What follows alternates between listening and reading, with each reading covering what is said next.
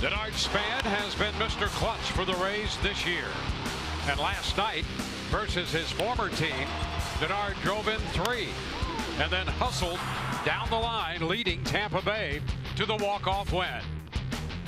Tonight, left-hander Blake Snell goes to the hill as the Rays go for the series win versus the Twins.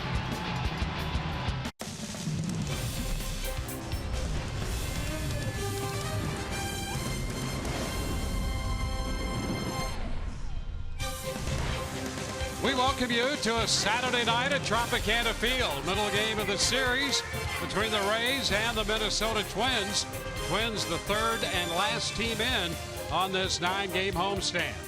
Hi again, everyone. Welcome to an evening of Rays baseball with Brian Anderson, Dwayne Stats. Great to have you aboard. Well, fresh off that series victory over Texas, the Rays have positioned themselves to perhaps come away with a series win over Minnesota. And boy, did they do it in dramatic fashion last night, thanks to Denard Span, who is very good apparently in the clutch. I'm going to tell you something. How impressive has Denard Span been when it mattered? I mean, I'm going to set a stage for you here. Denard Span with nobody on base doesn't have any real interest. You put some runners on, now he's intrigued.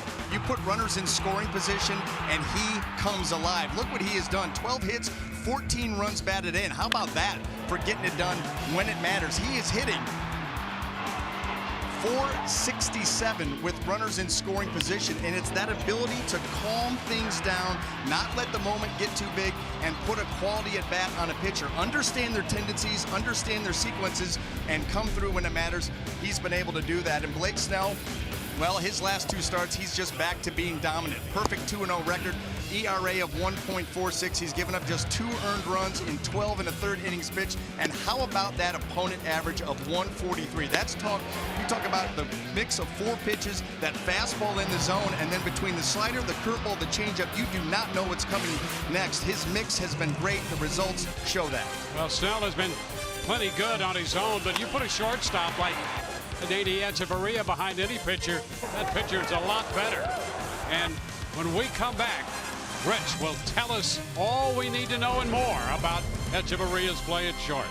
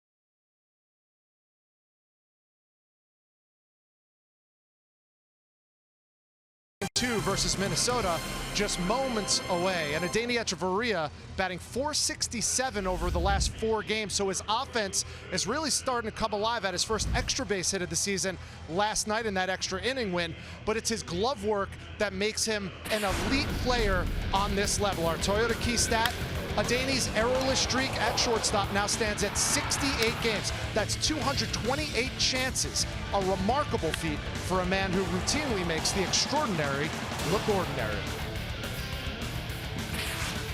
But he made a couple just incredible plays, especially the one play on the hit and run to save that and just get an out.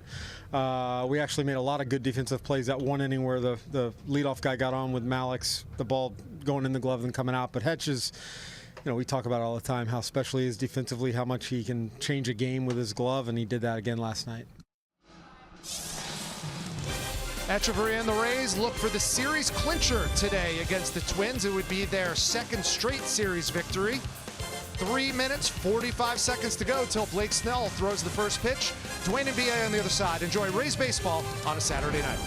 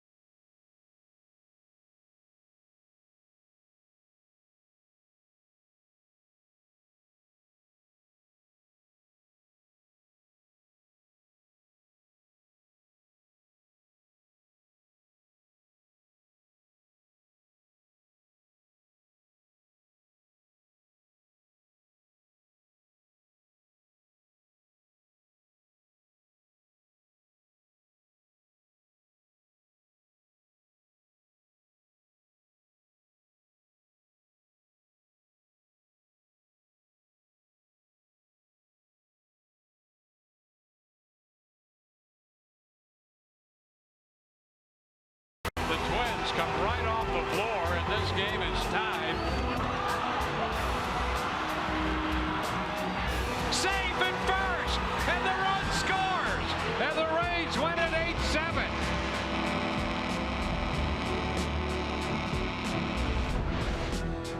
After game 1, 10 innings and an 8-7 Rays win tonight. We move into game 2 of this series between the Rays and the Minnesota Twins. The big lefty Blake Snell on the hill for the Rays. Let's take a look at the Minnesota lineup presented by your Southern Ford dealers. Brian Dozier continues to be red hot at the plate to lead it off, followed by Joe Mauer and Miguel Sano.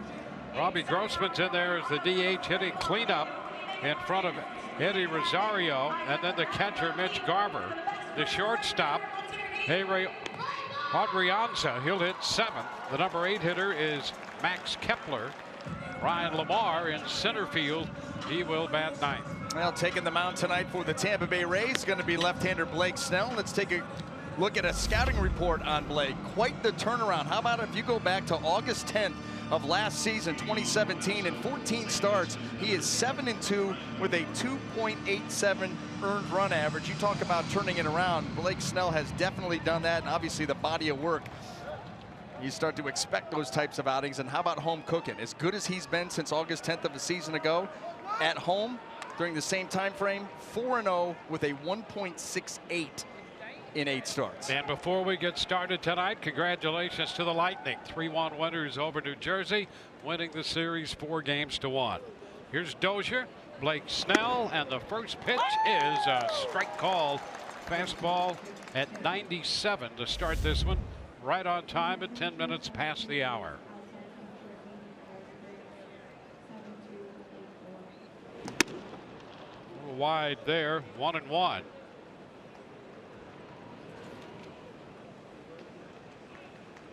Well, Dozier, a couple of hits last night, run batted in.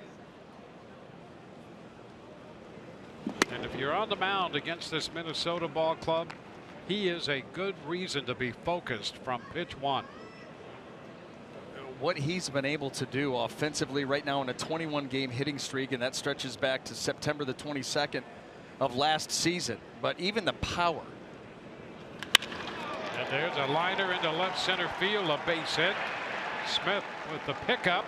Dozier's going to head for second, and he will run that into a double. Well, that's another element of his game, and you cannot take anything for granted.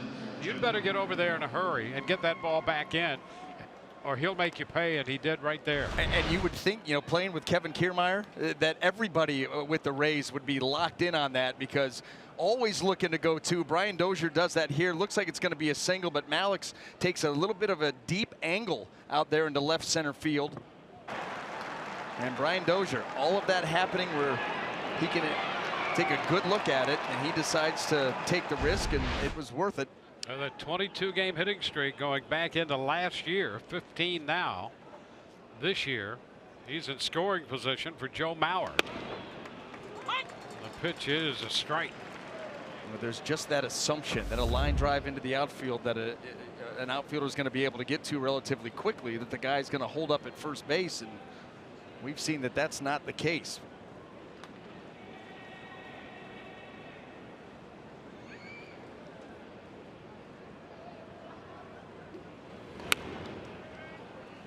1-1.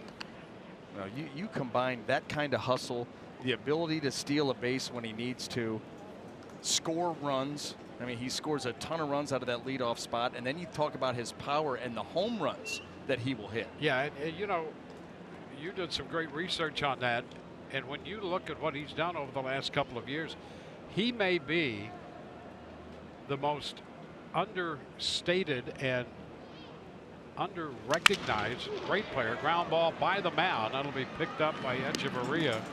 Dozier will go to third. The Rays get the first out, retiring Mauer. I mean, he's been extraordinary. And I think people in the game, to an extent, recognize that.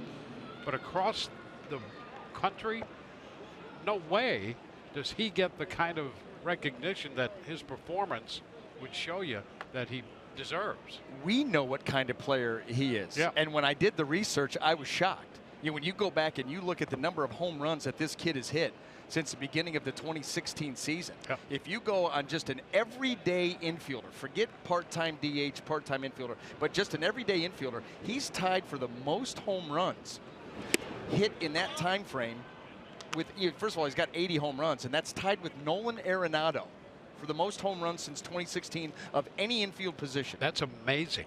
Just simply amazing. Think about the guys that he's out in front of. Manny Machado, 76. Josh Donaldson, 73. Yeah, that's enough. Just those two guys kind of gives you an idea where That's he right. is. The only guy with more considered an infielder was Edwin Encarnacion, has 84, but he DHs quite a bit you too. have to factor in the DH there with him. So Arenado and Dozier, the guy at third right now, those are the big infield home run hitters. Amazing. It is. It really is. So no, a little piece of it foul. The count is 1-2. Well, Blake Snell trying to pitch around the opening double and the move up to third on the ground ball.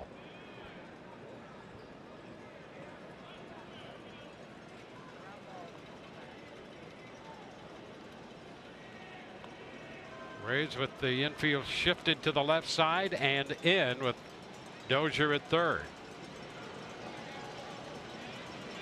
Hot shot foul. Look out back there. So it's still a ball and 2 strikes.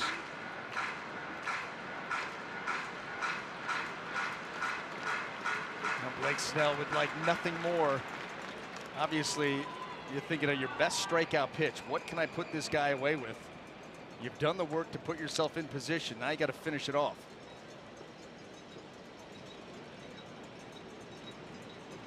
And a foul ball back. Yeah, to that extent, here you are, 2 hitters plus the guy at the plate end of the game. You might be making the biggest pitch of the ball game right now here in the top of the first. And the good thing for Blake Snell is he's one of those guys that, and we talked about it a little bit in the open, his mix. You know, he's a guy that is not afraid to throw all 4 pitches in just about any count. So Sano has got to account for everything. Fly ball, right center field. Gomez is there to make the catch. Tagged by Dozier. Gomez going to try to throw him out, and the throw is way up the line. A run scores. Sano drives him in with a sacrifice fly to right. Well, you've got to give some credit there to Miguel Sano. You know, facing a tough customer in Blake Snell and being down in the count 1 and 2 and being able to fight off, get that slider, stay inside of it, and get it deep enough. See, there's the pitch coming in, and he's able to just push it out deep enough into right field where you give Dozier a chance. Gomez has a good arm. No real chance to get him. Well, here's Grossman, the DH, and the first pitch is a little wide. Well, Maurer got him over, and Sano ultimately got him in, but that run was set up by Dozier, taking advantage of the base hit he had and moving Smith in center field, cutting back to his right. He took full advantage of that, hustled his way into second with a double, and the Twins take an early lead. It immediately makes you think about last night with Carlos Gomez getting hit by the pitch with 2 outs in the 9th and swiping second. Yep. You know, those little hustle plays, you never know how big they're going to play in the course of the outcome of a game.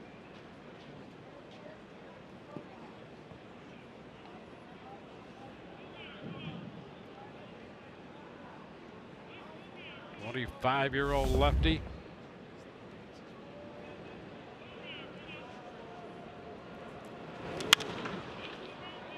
Out of play with a foul ball, takes it to 2-2. Let's take a quick look at the Rays defense. See how it's going to line up. Brought to you by Gold and Diamond Source. In the outfield left to right, we've got Span, Smith, and Gomez. And across that infield third to first, Robertson, Echeverria, Wendell, and Miller. Wilson Ramos will be behind the dish. 3-2. You know, Snell's a little different this year too, and I think it's a matter of maturity of a young pitcher. He's not happy about giving up that run. He's disappointed. Just a little instant there when he was backing up the throw toward the plate.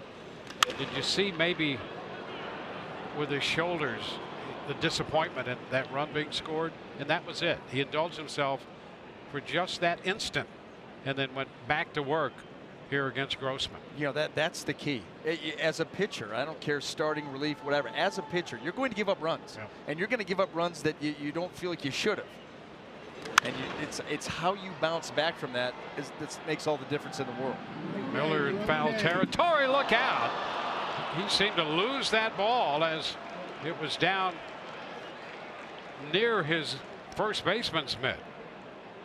Well, the body language, you know, it wasn't just a matter of misjudging it or losing sight of it. It's almost like it got caught in the lights or something, because he violently gets out of the way of that thing. That was strange.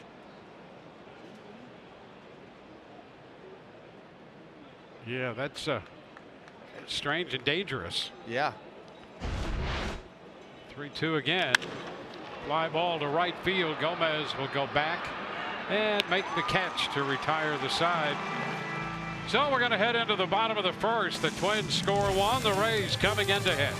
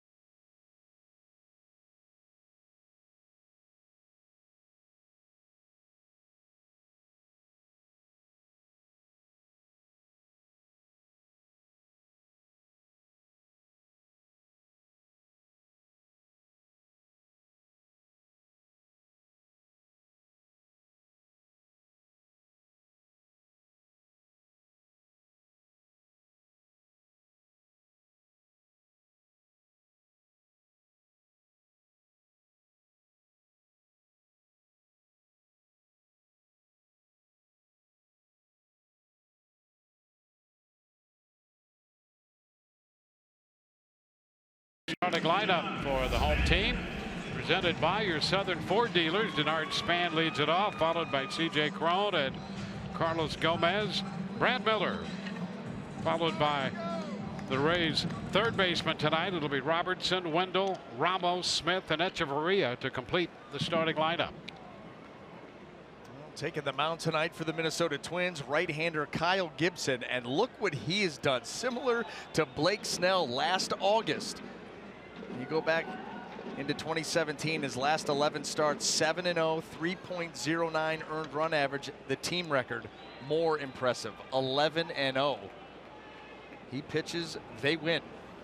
Well, he's had quite a turnaround in that stretch. First pitch to Denard Span is a strike. Remember when the Rays faced him when he was breaking in the first 2 or 3 years, and he really struggled. He's 30 years old now. In the last year plus, it's been a different story for him. 1-1. Well, when you talk to people around this ball club that know the ins and outs, they say number one, Kyle Gibson has gotten more aggressive with the fastball. More four-seamers, less of the sinker. Hit off the plate. 2-1. Well, he's never been a high velocity guy. You see his record against the Rays. That's deceiving because most of that, really almost all of it, was early in his career. The recent outings against the Rays have been much different. Ground ball over the bag at second. Picked up by Adrianza, the shortstop, and Span is out number one. Let's take a look at the rest of that Minnesota Twin defense, brought to you by Gold and Diamond Source. And in the outfield left to right, we've got Rosario, Lamar, and Kepler. And then across that infield, third to first, Sano, Adrianza, Dozier, and Maurer. Mitch Garver will get the call behind the plate. And that defense brought to you by Gold and Diamond Source. Yeah, the last couple times the Rays have seen Gibson, 2 starts, he has a win and an ERA of a little over 3.4. So that 7 ERA is pretty much all of the outings he had before the last year or so against the Rays. You know, you have a couple bad outings, you know, early against a team early in a season. You got a lot of work to do to get that ERA and those numbers back in line. Thrown down in the count, 0-2. Fastball there around 94. Well, there was a lot expected of Gibson. He was a first-round pick out of the University of Missouri.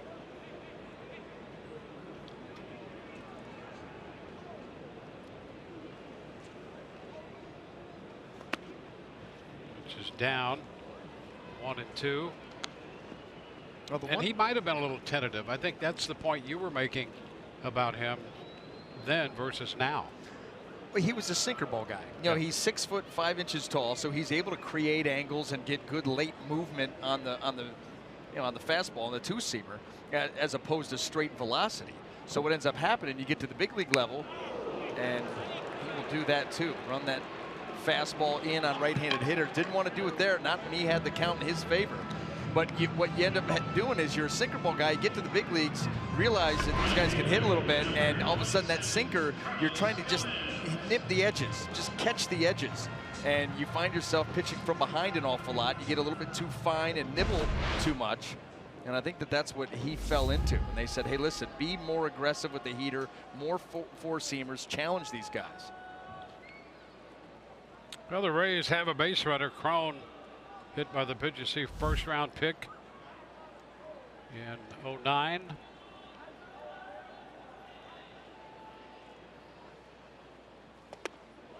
Gomez, that's a strike in, and at 94 from Gibson. That's a good firm fastball, and we'll have to see if he tries to play the four-seamer, two-seamer, the way that they can complement each other, the way that Lance Lynn did in last night's game.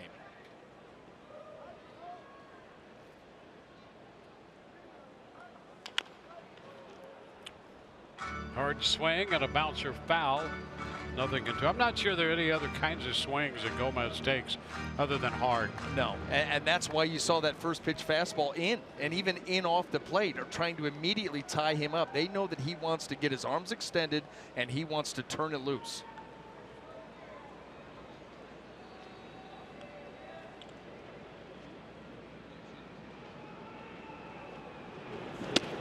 Did he go? Yes, he did, says Quinn Walcott. So Gomez trying to check, could not, and he is the second out of the inning. Boy, nasty slider down and away and just cannot hold up. You start to commit to that swing and it's almost impossible, especially when the pitch is away from you. Well, here's Brad Miller, had a big hit in the 9th inning last night. The Rays down to their final out. And he came up with a base hit to center. And ultimately sent the game into extra innings. Ground ball. Adrianza, nice backhand stop. And the throw is in time. Nifty play from short. Rays leave a man. We go to the second. 1-0 Minnesota.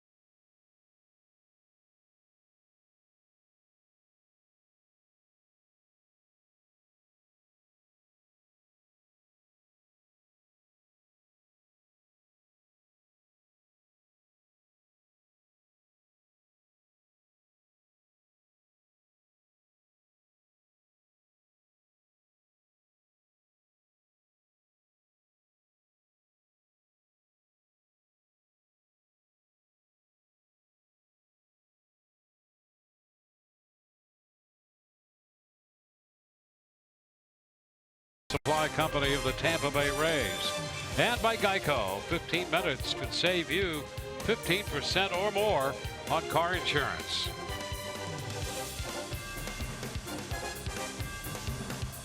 Eddie Rosario is going to lead off the second inning for Minnesota.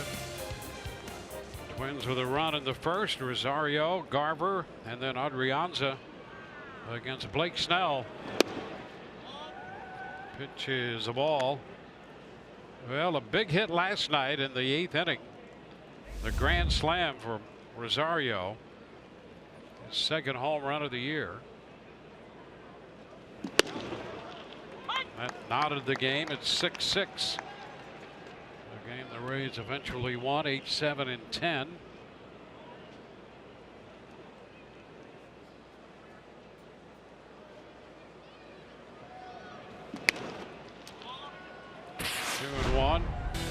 Boy, and that came on an 0-2 pitch against Romo. Yeah, 2 pitches away from him, and then all of a sudden Sergio comes in with the slider down almost below the zone, and you can see that Rosario was waiting for that pitch the entire at bat, able to get down and underneath it. And I'll tell you what, you really have to speak to the character of this Rays team. You think about that lead that they had throughout the ball game. You give up the grand slam to tie it in the 8th. Kepler takes you out for a home run to take the lead in the 9th. And with 2 outs, you still are able to find a way to battle back, tie it up and win that game. Way of a miss by Rosario right there on the breaking ball. That's one thing Snell will do. He's got all these pitches he can put into play. Fastball, slider, curve, change. And here's a breaking ball, the curveball that got him right there. Well, he can put you away with just about anything, and the curveball with the depth, you can see the swing way out in front, so he fooled him on the change of speed and the location. Well, you're right about last night, about this club coming back, and then in the 10th inning on the play that settle the game. Denard Span busting it down the line as he always does, and that's been the role he's played on this club as a veteran. He's been clutch with the at-bats, but great effort every time he's doing anything out there. And when you know a guy's going to give that type of effort and you're a pitcher covering first base, you know you got to get there right now. There's no time to pace yourself, get over there, make the catch, touch the bag, and it's over. You got to hustle over there and do everything quickly. And with Zach Duke trying to do that, that foot ends up a little wide of the bag, and we all saw what happened after that. Just add that element of pressure. 2-1 now on Mitch Garver.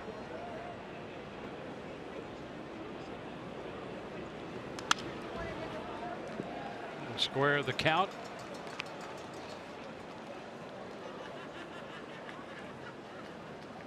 Garver making this Minnesota ball club, making his first opening day roster in his career.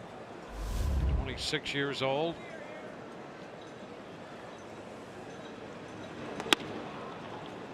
And the count is full.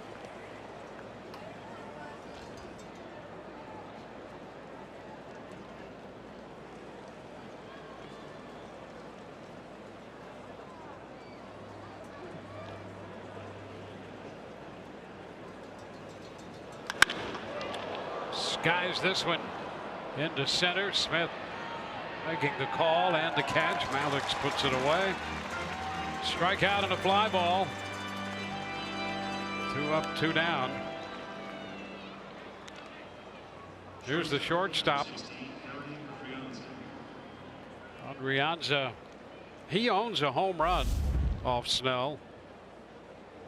Snell faced this team last year and was touched for a couple of home runs, one by Dozier and the other one by the shortstop.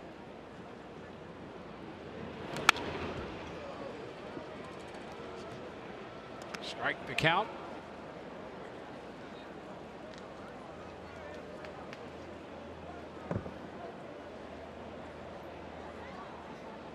Did 2 home runs last year.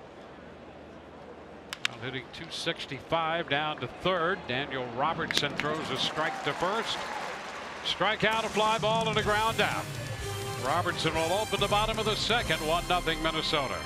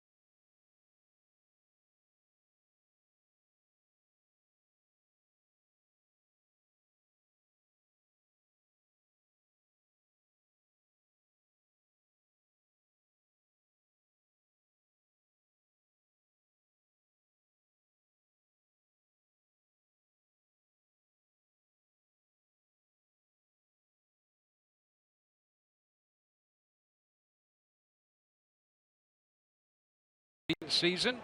All you need is one to keep the streak alive. Download Beat the Streak today and compete to win $5.6 million. Go to MLB.com/BTS or download Beat the Streak in the App Store today. First pitch, Daniel Robertson lifts a fly ball into right. Kepler is there.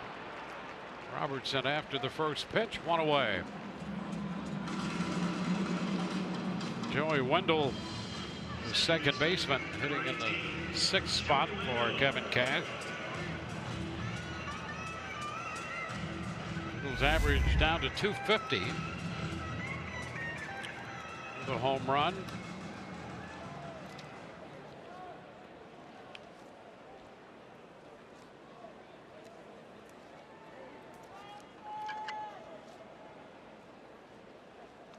Wendell's home run came against the White Sox in Chicago.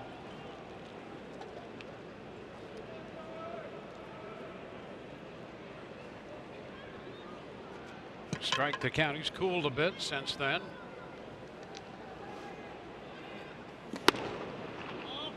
Gibson misses in. Oh, and he was swinging the bat and was hot. A lot of balls that he hit into left field. Was using the whole field, and the playing time was a little bit more consistent too. I think that plays into it as well.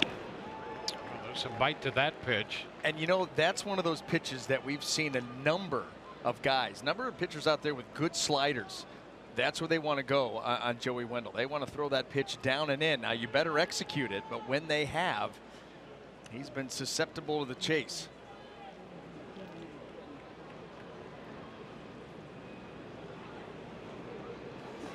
And that on the corner, fastball and strike 3 call. You know, sometimes you'll use that fastball in the inside quarter to then set up the slider off of that.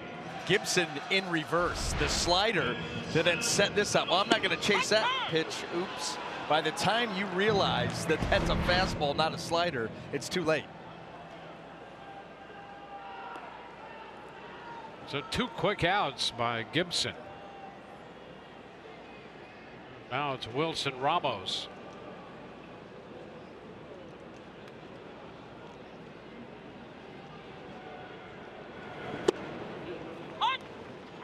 Gibson drops the breaking ball in there.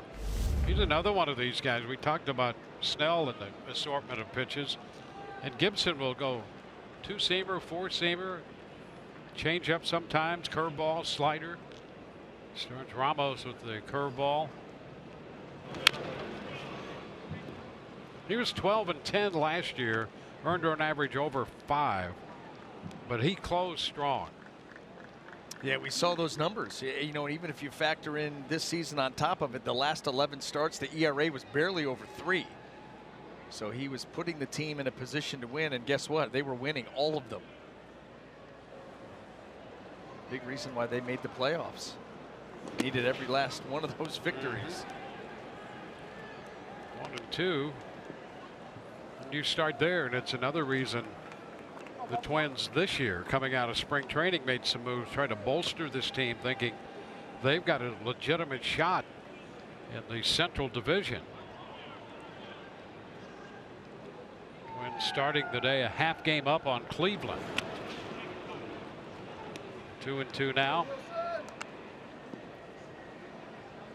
Last we checked, Cleveland was in control against Baltimore. That was in the 9th inning. It was 4-0. Now the Rays start the day running 4th, a half game ahead of Baltimore. The Orioles 5th in the East. Back to the hill, and the toss to first. It's a 1-2-3 second. We'll go to the 3rd. 1-0 Minnesota.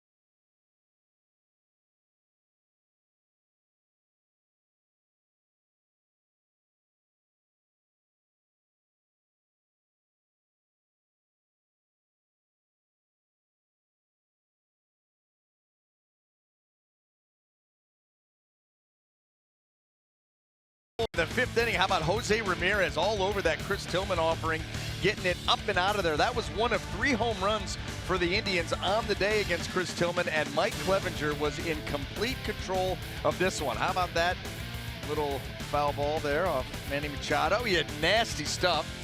Here he gets a little dribbler. Dwayne, this may be it. How about that? Shut piece, Mike Clevenger. 2 hits. 2 hits. That's it. Yeah, I like that foul ball that we snuck in there.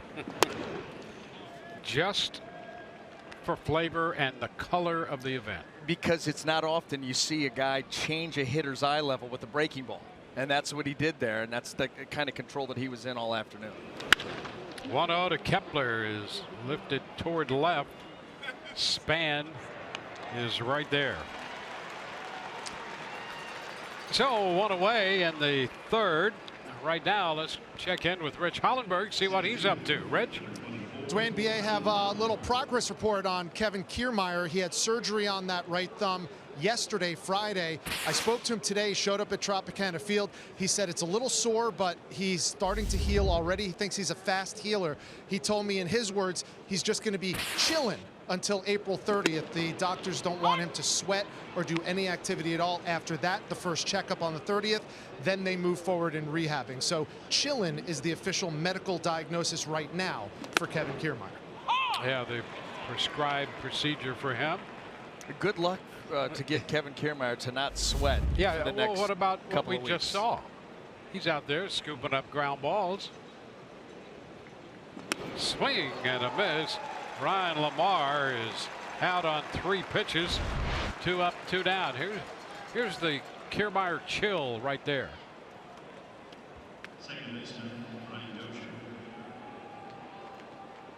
There you go.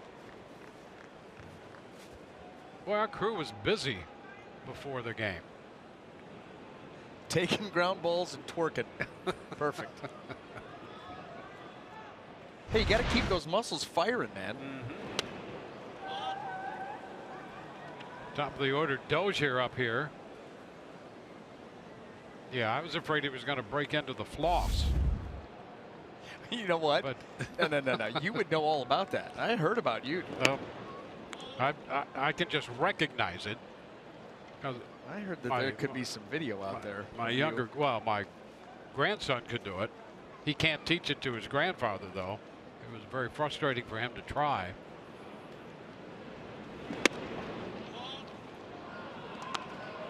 Three and 0 the count to Dozier. That's the new craze now. That's the dance of the day. I guess it's new to me. Well, it might be old on the scene by now. If it's trickled down to me, it's probably old by now. I don't think so. The kids were down here for opening day, and I saw my son Jackson doing that. Yeah. And I thought, what in the world with the whole, hands? And but the I whole didn't deal. know anything about it. Then you brought it up, and I'm like, wait a minute, I think I know what this dance is all about. So it's nationwide. And I'm with you. That'd be a stint for me on the deal. Yeah, immediately. Could be the 60-day. We would be transferred. Open up a roster spot. Yeah. Full count now to Brian Dozier. Ground ball, great backhand stop. Echeverria's throw is not there in time. Boy, what a great effort. Echeverria has been so great at shortstop. That would have been unbelievable to complete that play and retire Dozier, who's aboard with a base hit. But these are two players here with a lot of respect for each other. Echeverria knows he's got to get rid of this throw quickly. Brian Dozier is running as hard as he can because he knows how good Echeverria is out there at short. And he's just able to beat it out. Danny Echeverria with that streak of 68 games errorless, coming into this one with 228 chances. An infield hit by Dozier. The pitch is a ball to Mauer. One thing he did, he kept the ball from going to left, and the way Dozier hustles, he might have tried to get 2 on that. He did it in his first at bat. Yep. By the time Span could come in, if that ball goes into left, Dozier's thinking about it.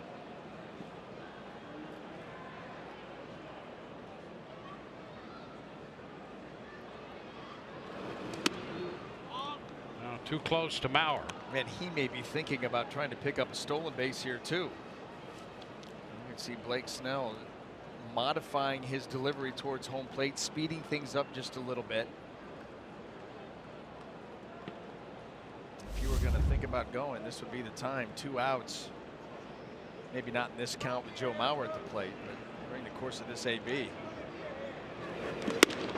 There's a strike, and on that delivery, he had Dozier leaning back toward first. You know, Archer picked them off last night. Well, and that was just that was almost a predetermined. Dozier was like, as soon as he flinches, I'm going.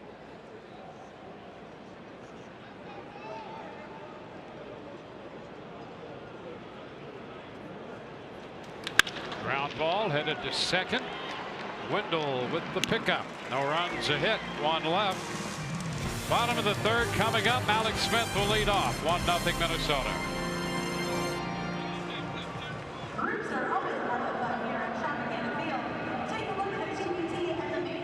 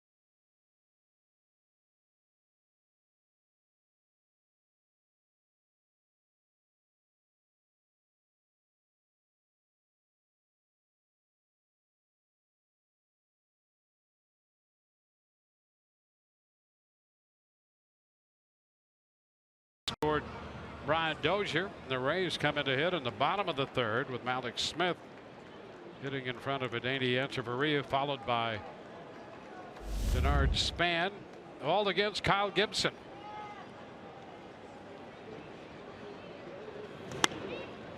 Smith takes it high. Alex comes in, the third leading hitter in the American League at .364.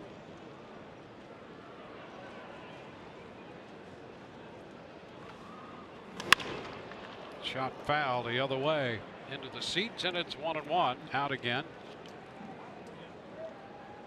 You know what's going to be odd, Dwayne, and you see on that list right below Alex Smith, Ryan Flaherty with Atlanta. Yes. That's the thing with Atlanta. We're going to go to Baltimore, and I think for the first time in the last 20 seasons, Ryan Flaherty will be on someone else's roster. Yeah, he showed up every year with the Orioles. It seemed whether he was going to be on the team or not, and he always wound up on the team. I think he played with Palmer. Well, if he did, we will hear all about it. Well, in great detail, I might add. No one has a memory like Jim Palmer. It really is astounding. It really is. Down around his feet, skipping to get out of the way of that one. 2-2. He's the guy that knows more about the game that you pitched than you do. Yep. Including weather conditions, maybe the exact time down to the second. Because we've tested it. We've listened to the story. Yeah. We've gone back and looked it up, and he doesn't miss a beat. I mean, it's pretty. He knows pitch sequences to hitters just at random. Ooh, strike call on the inside corner. Malik's not happy about that. That'll be strikeout number 3 for Gibson, the second call third strike. Well, there have been a number of glove side fastballs, whether it's down and away to the righties or in on the lefties, that Kyle Gibson has spotted up perfectly. There's another one. It's as good as it gets. 92, little sink. One gone for Danny Echeverria.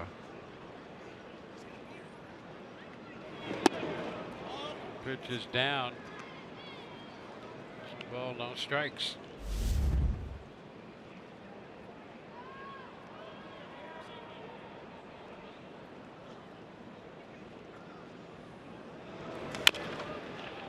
Echeverria chops it foul, 1-1.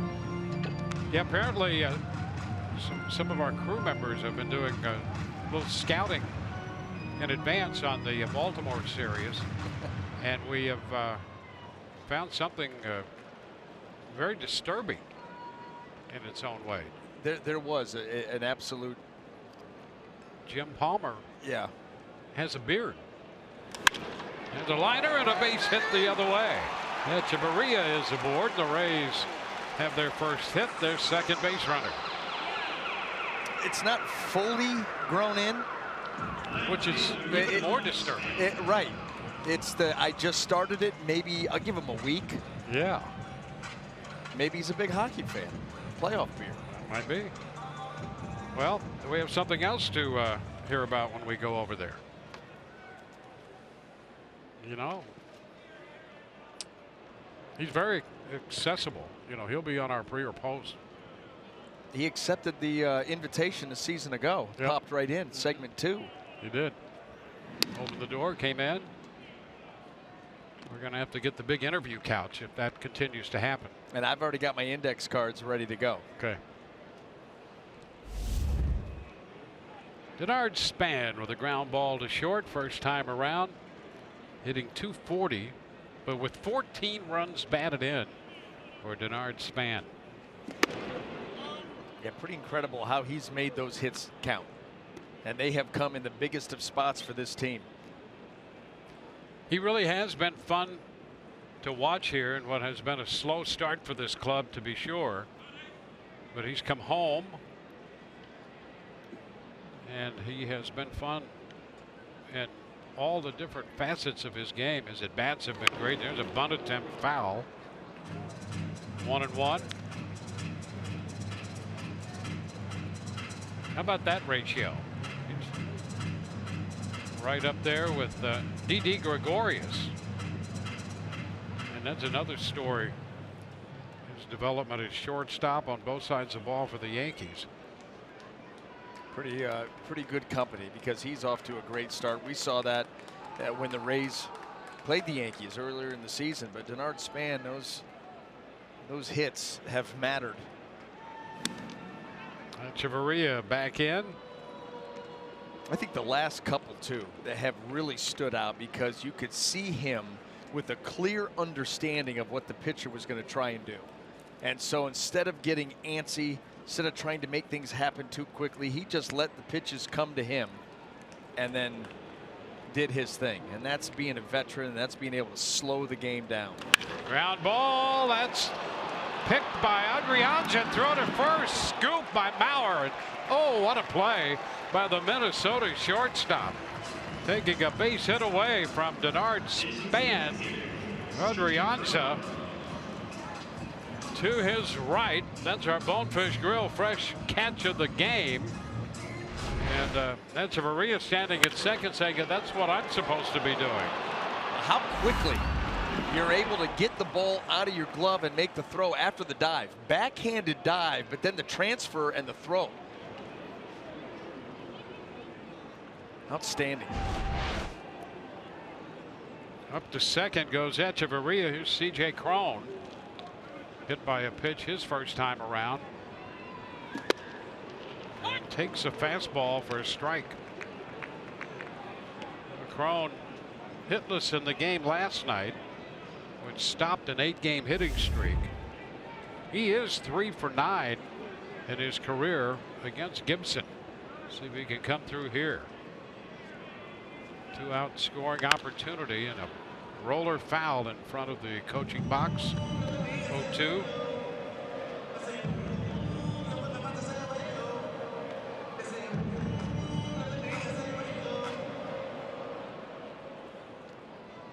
So Gibson ahead of the Rays' designated hitter.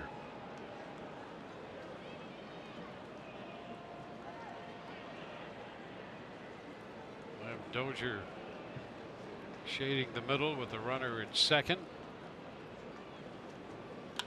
There's a high fly ball back into left. Rosario's going to go to the wall. Gone! Home run on an 0-2 pitch. C.J. Cron hits his third. And the Rays take the lead.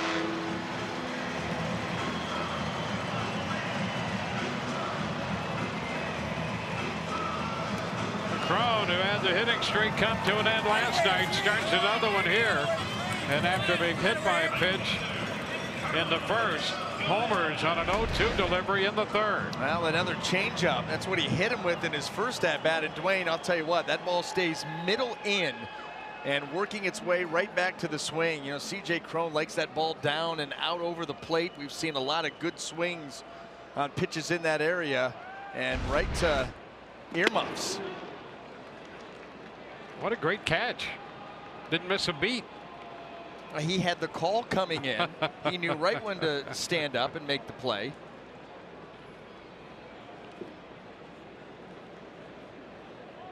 So it's a 2-1 ball game now. Gomez tries to check and did. 1-1. Well, there he is. I mean, he appeared to have done that before. And he stuck the landing as well. And a little cowbell action out there. Well equipped. Yeah, this is not his first rodeo by any stretch. And the young lady sitting to his left, she was very excited. Yes. And now we're going to document it for sure. Yeah, well, she may have seen him do that before. She had great confidence that the play was going to be made. There's a reach, and Gomez is out on strikes for the second time. Slider got him in the first, got him again in the third. Rays pick up the lead on a 2-run home run off the bat of C.J. Cron. We've completed the first 3, and it's 2-1 Tampa Bay.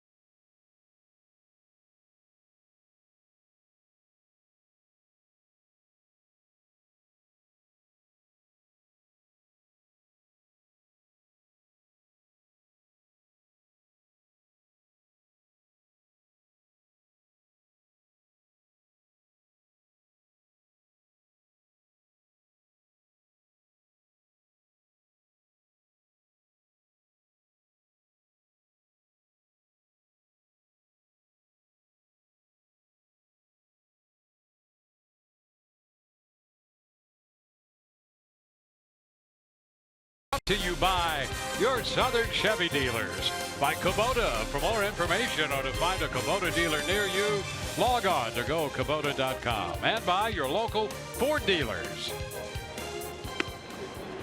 We are underway here in the 4th inning. Miguel Sano, first pitch is a strike. Now, do you think that he gets in trouble for that? Yeah, that's a grounds crew member, and they're out there getting, taking care of the infield, little, touch up in between innings, and he just abandons his post and goes out into shallow right field and starts dancing. I guess maybe the fact that he goes out there to do the infield with the glasses on, maybe he's a giveaway. Maybe you'd wonder, but he abandons his post. He goes out there and puts on this show out in shallow right field. Meanwhile, not doing his job. Do they forgive that because of the dancing, and what kind of precedent does that set? So you want to know, do they dock his pay, or do they pay him more for the entertainment value? Well, entertainment is very important. This is the entertainment business, Right, here's your entertainment. Blake Snell against Sano. At least it used to be. Maybe Dizzy Bat race next time. Oh, strike 3 called on Sano. Got him looking right there. Strikeout number 3 for Blake Snell. I don't know. He does it every once in a while. Sometimes he plays the role and he does his work. The heater right there at the top of the zone. But then there are other times where he starts to rake and then he's just overcome with, I need to get out there and put on a show. Can't control himself. And I'd have a hard time keeping him on my staff. Pitch is high to Robbie Grossman. I mean, when I just take an inning off from time to time, I don't get paid for that inning. Yeah. No. You don't. No, and they often say that's the best half inning that we've had in the course of this ball. See, now look. Yeah, but he's. Oh yeah, look. Hey everybody. Yeah, I did my. But he takes care of his equipment. He doesn't just leave it there and forget it. Takes care of it, so he's very responsible. That rake never gets used. That thing's still brand new. Well, you don't have to replace it, so you don't have to buy a new one. I don't know. 2-1 the count. Grossman fouls it the other way. 2-2. Switch hitting outfielder Grossman, the DH in this game. 9 home runs last year. And he fouls it, a fastball up. Rosario on deck.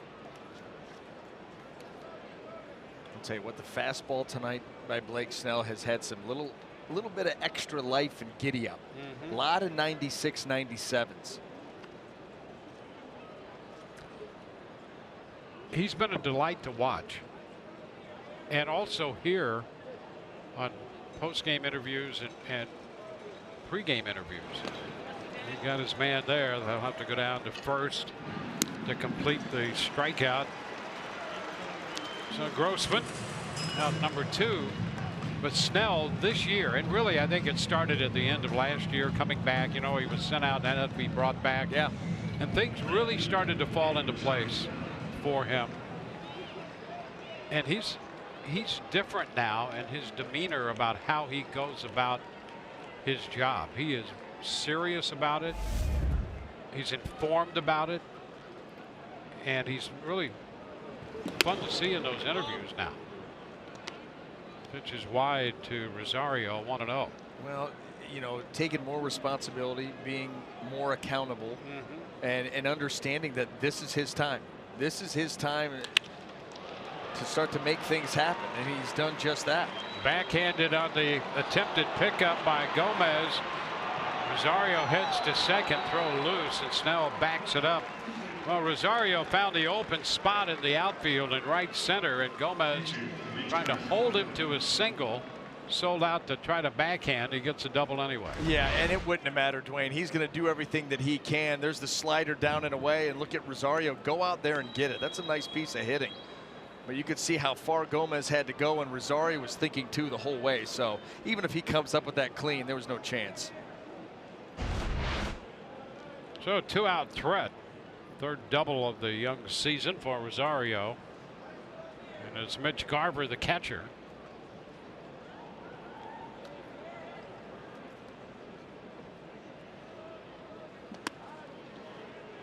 Pitch is down.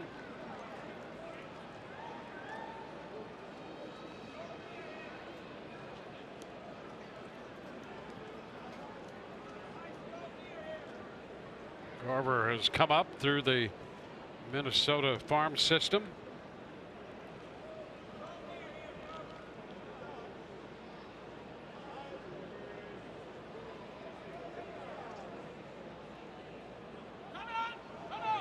turn here as Rosario was jockeying back and forth. You see how Snell has been. You put a man in scoring position. The opposition 0 for 11 with 6 strikeouts. Well, that's buckling down. That's what that is. And he's got the stuff to be able to do it. It's a strike. 1-1. Well, he has number one stuff. And it has been thought over the last few years it was a matter of maturing and learning what all of that entails. And he's showing all the signs of that happening.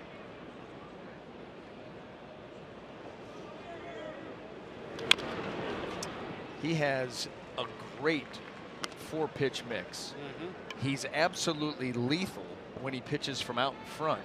And even when he does fall behind, he gives himself a chance because he's not afraid to go off speed in fastball counts. 2-1 changeup. Yep. 3-1 or 2-1 breaking ball.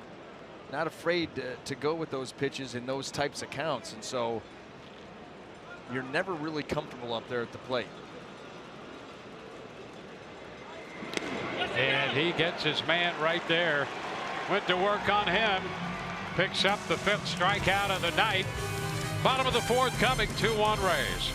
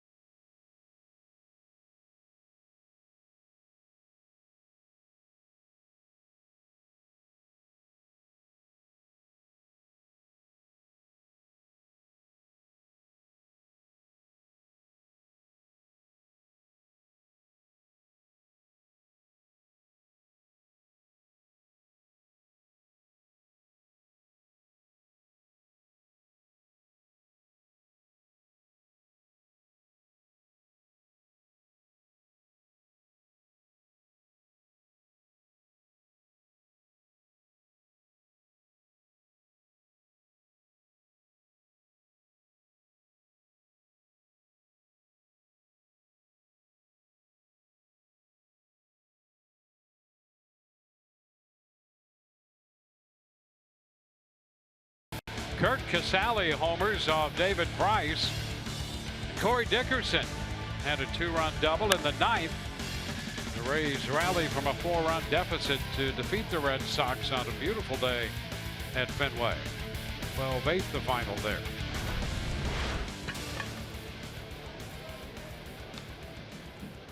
Students of the game.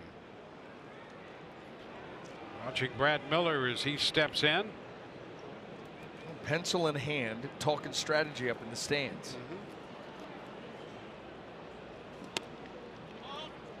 Ball, no strikes to Miller. He'll be followed by Daniel Robertson and then Joey Wendell. Rays hold a 2-1 lead. On the ground to Dozier. One away.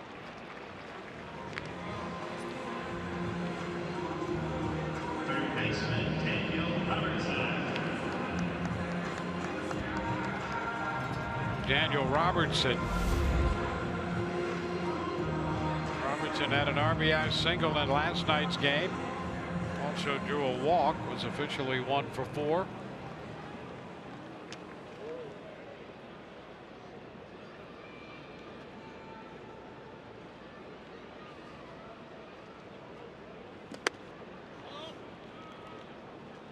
One ball, no strikes.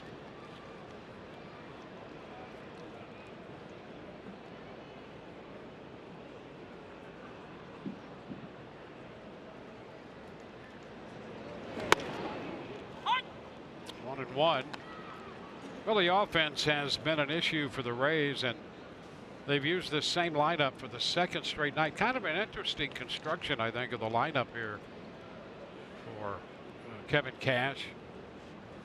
The last couple of games against the Twins, you can see with Denard Span leading off, and then you get right into Crone and Gomez and Brad Miller, some guys with pop early. And then you get Robertson. He works counts, sees a lot of pitches. Wendell kind of the same way. So you got a couple guys, maybe you try to get them on base again in front of Ramos, who has some pop. That's a strike. And it's 2-2. And then Malik Smith behind Ramos. And he's been swinging the bat well. You get down to Echeverria. And he's the guy who started it with a base hit in the third and came home on the Crone home run.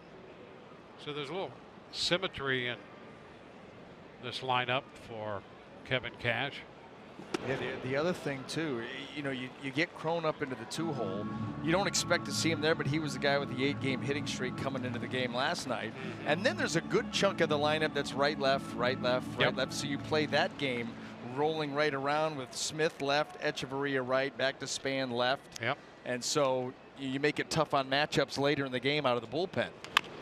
Chop to third, laying back Sano.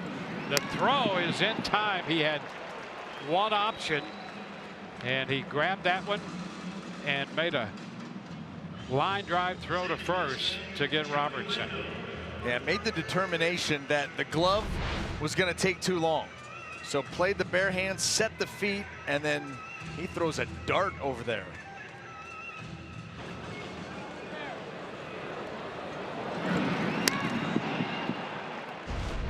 It's a nice play. That's the only way he was going to get him, and you're right. Good play.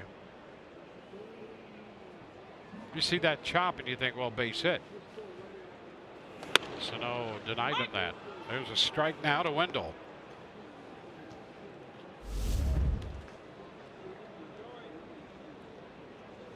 Wendell caught looking on a pitch that got the inside corner. First time around.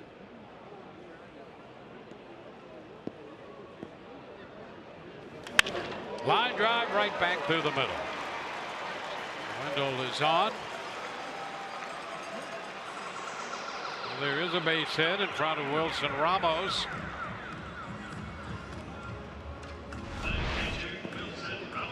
Right back up the middle, pitch right out over the plate. Joey Wendell is short and quick to the baseball.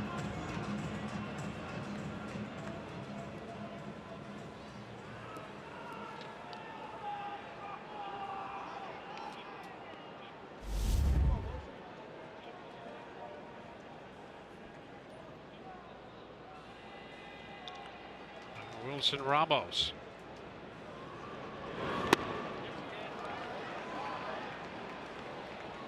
Fooled on that pitch. Strike one. That's one of those swings that you start and say, what's the point? What's the point of even trying to hold up? I'm gone too far. I'm not going to sap my strength either. Saving it for when you need it. That's right. You got a couple more to work with.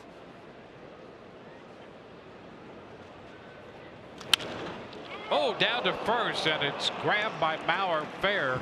He makes the play unassisted. No runs, one hit. One left. We're going to go to the fifth. Nice play by Mauer, who was holding the runner and found that ball right on him. 2-1 Rays.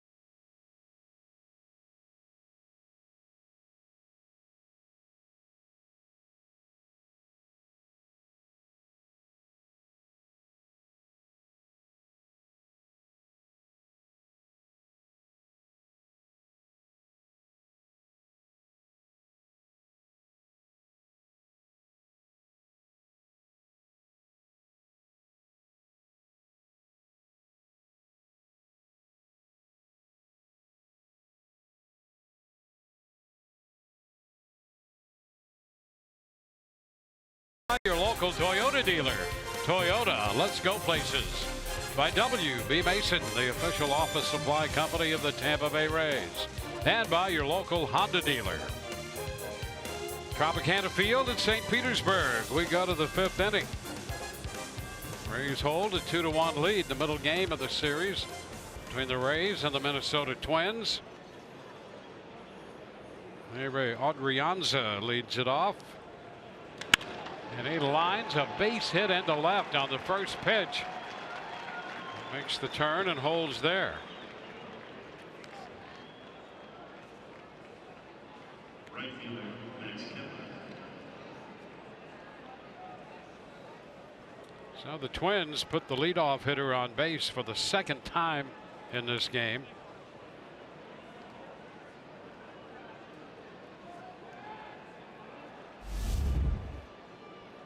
Max Kepler.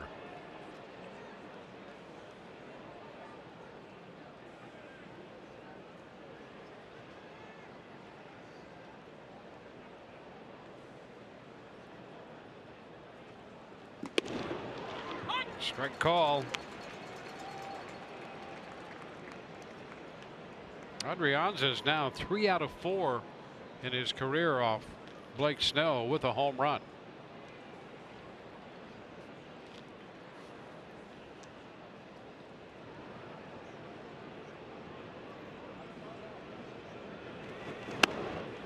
Too high, 1-1.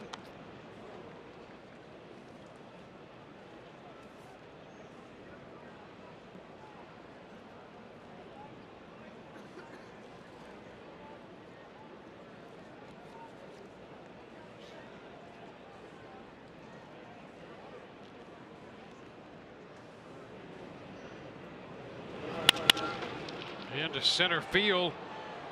Alex Smith makes the catch. Froze for a moment. Got a good read on it. Came in to make the catch easily. Center fielder, Ryan Moore.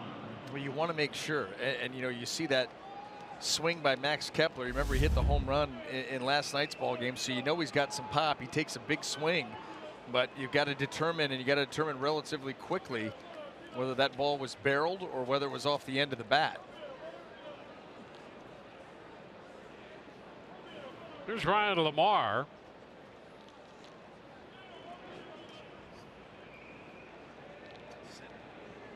Lamar struck out on 3 pitches his first time and takes a strike. Fastball, mid-90s.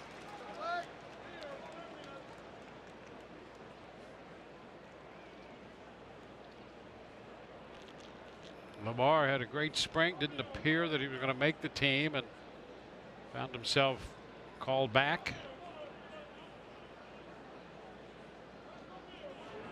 He's been swinging the bat very well. 7 of 12 coming into this game.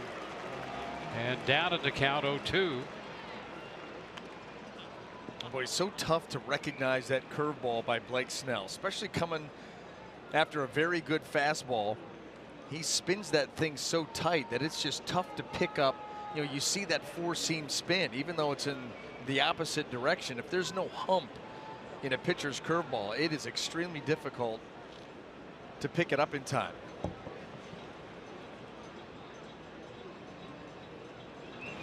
Ground ball short. Out at second, out at first on the 6-4-3 double play started by Adeni Echeverria. We're going to go to the bottom of the 5th. 2-1 Tampa Bay.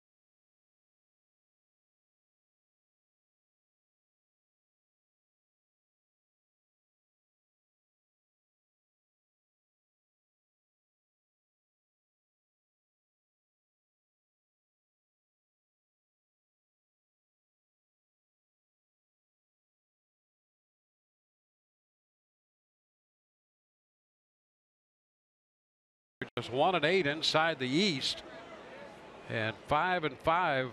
And look at the production out of the division for the offense. Yeah, it really has popped up there. Almost 70 points on the average. Of course, scoring about a run and a half more per game. It started from the opening series of the season. You know, Boston Red Sox came in here and they're starting pitching. All four of them really executed at a high level behind a great game plan, and that really started off the Rays struggling offensively. But see some new teams, see some new pitchers. They've started to put some things together. The breaking ball, and Malik is quickly behind Gibson. 0-2.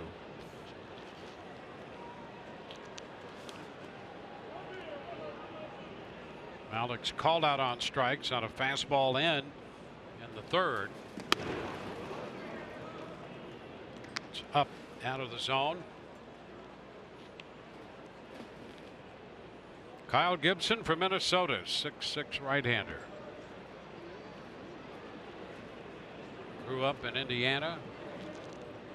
Went to school in Missouri. Hot shot behind Ozzie Timmons and down toward the bullpen. Nice scoop. Everybody's safe down there. There's Ozzie, the Rays first base coach.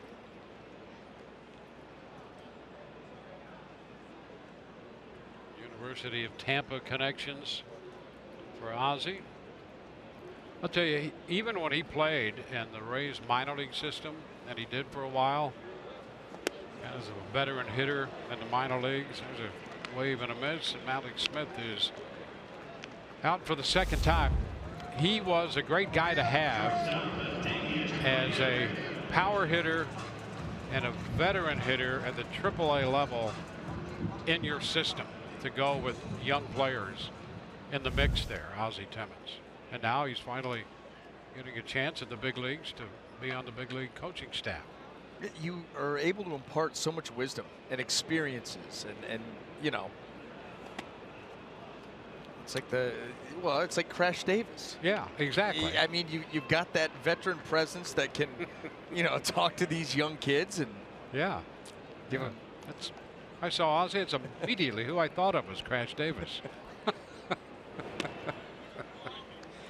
But I get the point, and I think it's a great idea for an organization to have somebody like him in a lineup in the minor league, AA, AAA level. You can come back. You know, you see hitters all the time after an at-bat. They go in and they communicate. What are you seeing? What I mean, just bouncing things off of each other, sequencing. You know, anything, any little tip that you can get. And so when you have a guy that really knows what he's looking for or what he's looking at, and to be able to be down there and, you know, absolutely conversing with these hitters and giving them wisdom, giving them different ideas, different things to look for, it is valuable.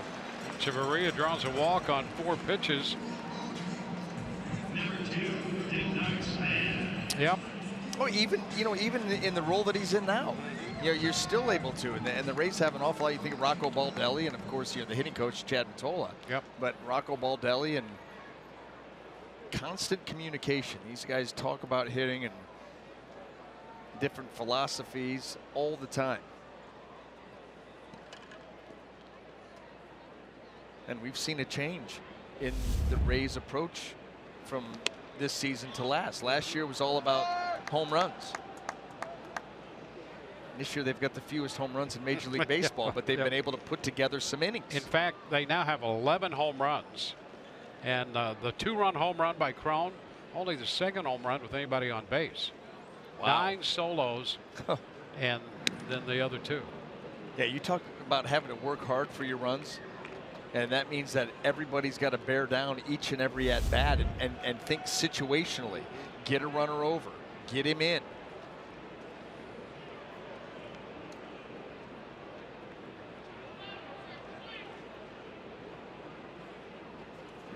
Span takes ball 2 after the walk to Echeverria. Now 2-0 to Denard Span, and Garber's going to spend a little time in front of the mound with his pitcher. Well, the way that Blake Snell's throwing the baseball right now, Minnesota Twins understand they cannot allow the Rays to extend this lead. And all of a sudden you've got Echeverria on first base. You're in a bad count against Denard Span. You know, and Garver's back there watching Gibson and understanding he's just not right now making the proper adjustments. So you go out there, you try to get him back right.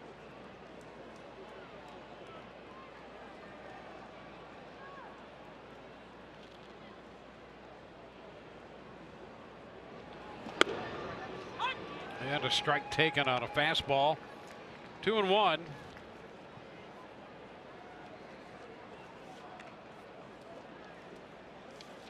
Molitor with Derek Shelton as bench coach alongside. Molitor in his 4th year as the manager of the Minnesota Twins. He suffered through a very tough 2016 season, and suddenly last year Twins found themselves relevant. 2-2. They won only 59 games, 59 and 103 in 2016, and that was after his first year when they finished over 500, 83 wins, and then the next year very difficult. Last year 85 and 77.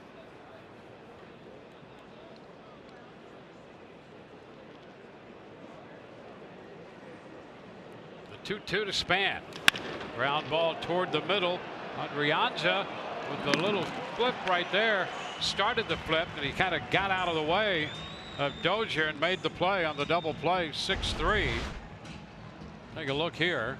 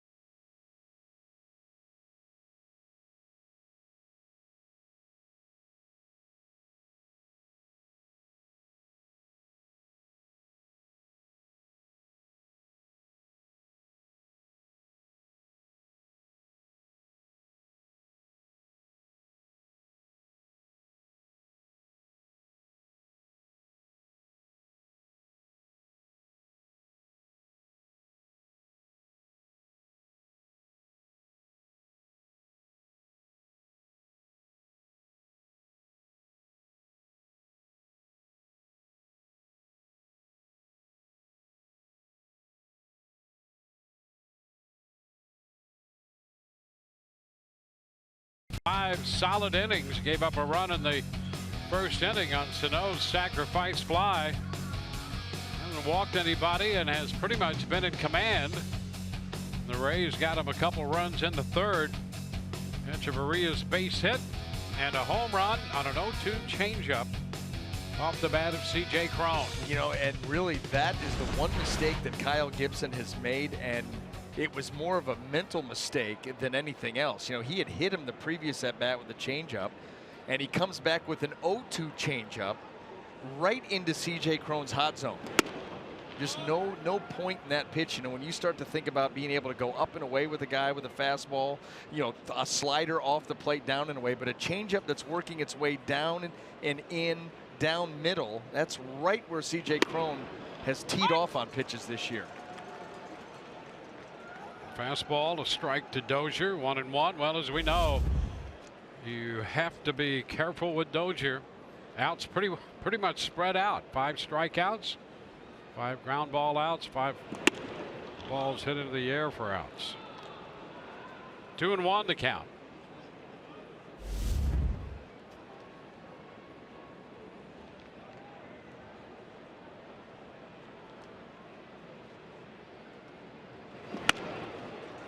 Two. Fastball by him. Great example right there. A fastball count. I'm going to give you the fastball, but I'm going to give it to you in my area. And that ball just off the plate. And Dozier comes up empty.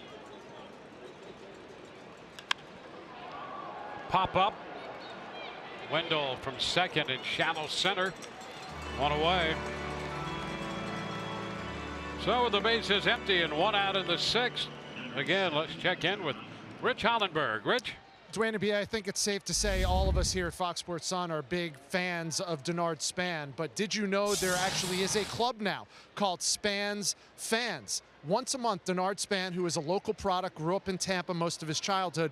He was the product of a single-family home. Well, he's going to give a couple of fans every month tickets to a Rays game. They're part of the Rays RBI Tampa program, and they also are part of single-family homes. So he is giving back to his family. He's doing it on the field, he's doing it in the clubhouse, and certainly in the community as well, guys. All right, well, it certainly fits the guy he is, and he has made it well known how grateful he is to his mother for the guidance that she provided their family, and he's just passing it right on. 1 ball, 1 strike. And having some great at bats. He's really been terrific here with the Rays.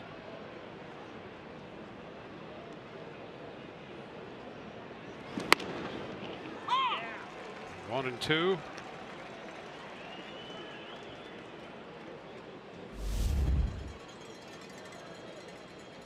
Mauer's grounded to Echeverria and to Wendell.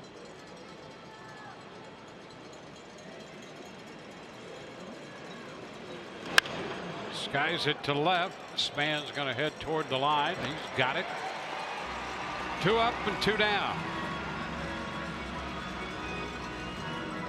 It means Snell will face Miguel Sano with the bases empty. Snell has the one run batted in for the Twins. That came in the first on a fly ball to right. Caught looking at a 96-mile-per-hour fastball in the 4th inning, and he struck him out. So here's Sano once again.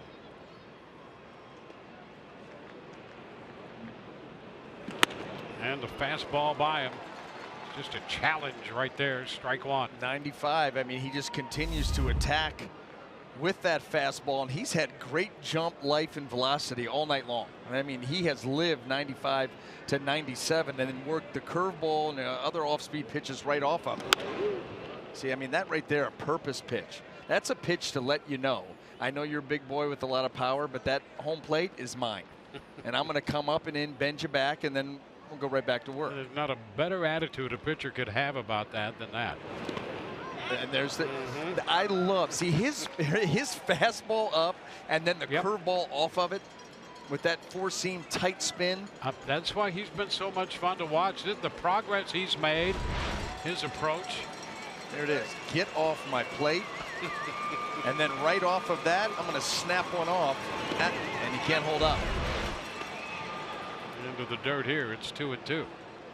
And he can do that. See, that's the thing. The options that he has with that fastball, when he can elevate it, the curveball is a great complementary pitch. But the slider, you know, if he's got a better feel for it on that given night, the changeup, just so many options. And he seems to know what he's doing with them at this point. High popper on the right side. Brad Miller makes the catch on this one fair. 3 up, 3 down. Bottom half of inning 6 coming. It's 2-1 Tampa Bay.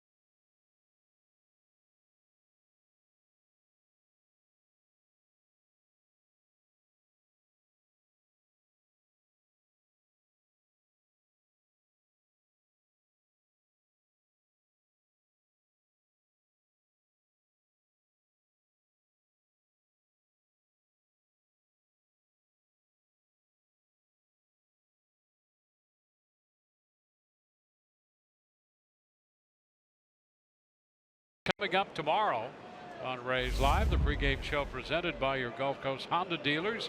It's a Kids Sunday demo day, and Orestes will break down Miguel Sano. Our coverage begins at 12:30 tomorrow. C.J. Crone. Pitch is a strike. Crone, Gomez, and Miller.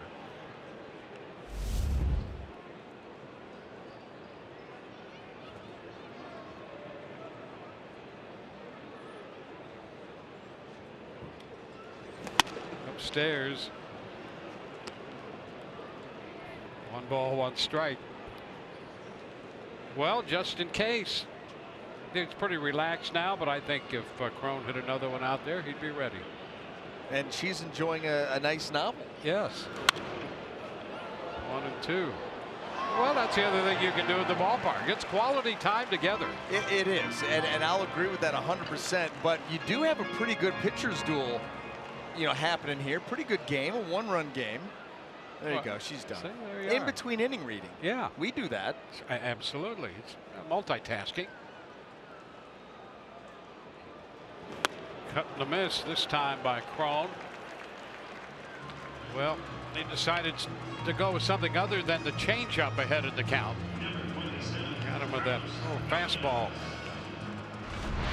Well, like we said, C.J. Crone, you look where he does a lot of damage, and it is down, out over the plate, and down and in. And so you show him something that starts there, but then runs in off, and he swings right over the top of it. There's Carlos Gomez. And more of the same. Been a tough night for Gomez against Gibson. A couple of strikeouts, and he's finished him with a slider. And goes right to work against him here in the 6th, 0-1.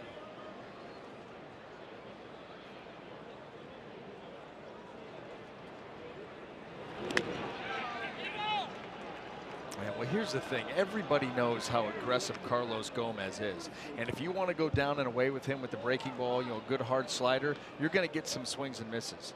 If you don't execute the pitch and it hangs just a little bit, yeah, look out. He's going to knock down the back wall. So you had better execute the pitch.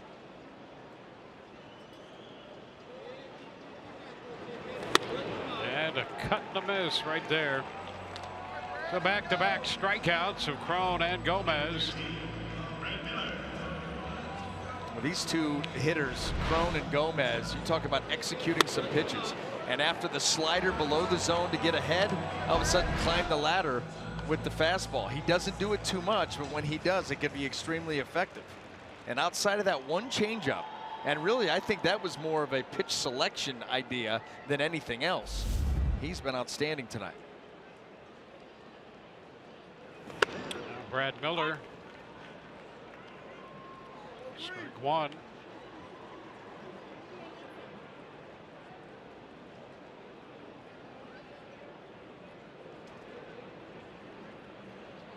Couple of ground ball outs for Miller tonight. One to short, the other one to second. And it's 1-1.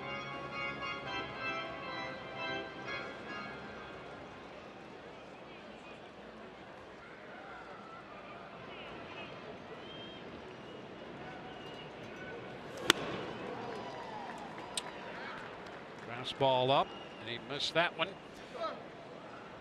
So Gibson in a position now to strike out the side. He has 7 strikeouts in this game. The Rays have picked up 2 runs on 3 hits. Fly ball lifted into right. Kepler toward the line to make the catch. A 1-2-3 6th. We go to the 7th. 2-1 Tampa Bay.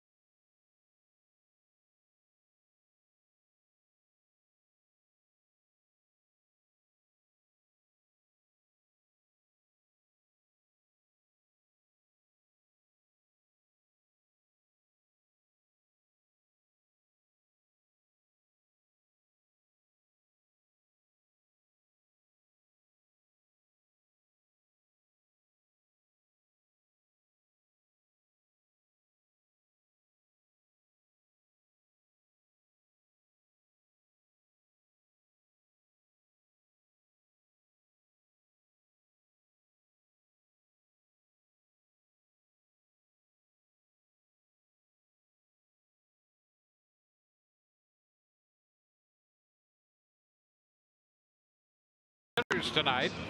Visit CanesStrikeout.com for a printed home voucher to take to Canes Furniture within 7 days and receive a coupon for 2 free tacos and chips at participating area Tijuana Flats locations. Restrictions apply.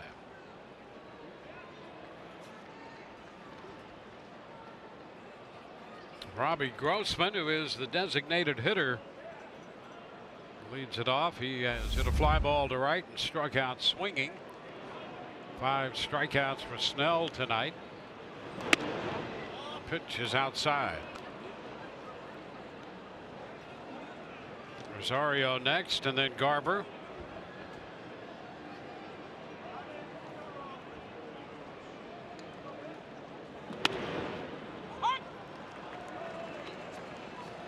One and one.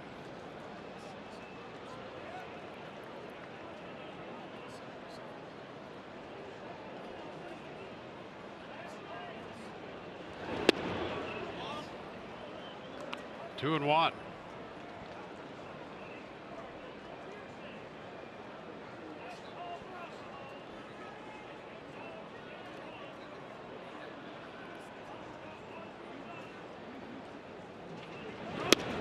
It'll be a strike at the knees.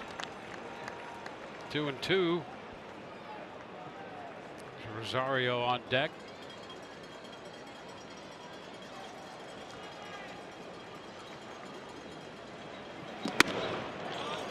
Full count. Fastball at 96 missed.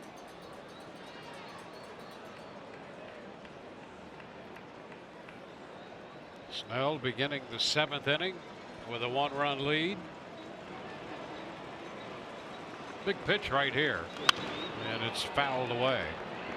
With this 1-run lead, you don't want the leadoff man to get on in the 7th. Make him earn it. Yep. Absolutely. Make him earn it.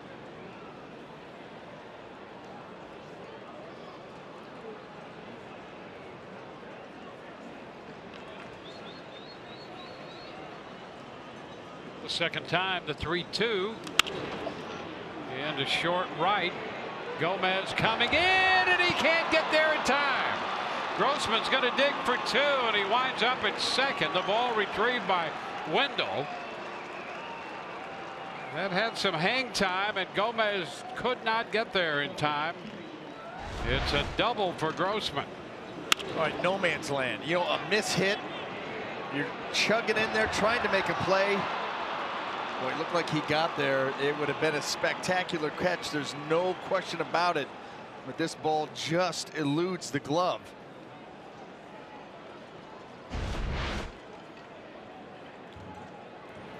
Well, now challenge here for Snell with Rosario up. He doubled in the 4th.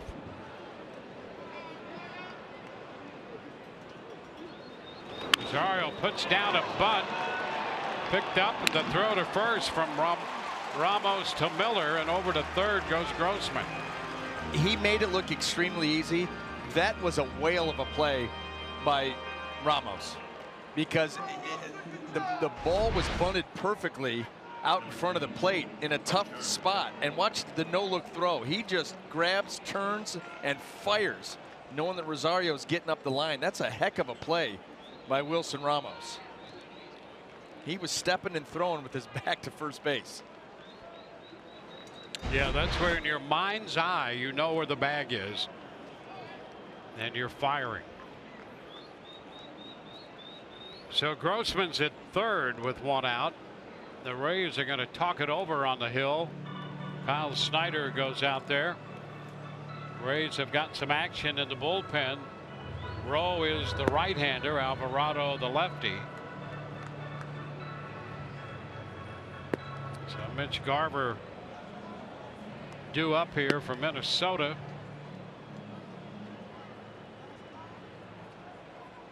Well, this is the second time in this game the Twins have led off an inning with a double. Dozier ran himself into a double in the first and later scored on a fly ball, moved to third on a ground ball, scored on Sano's fly ball. Now a double by Grossman. He's bunted over. Rosario out on the good play by Ramos. But Grossman goes to third. Now Garver will be up.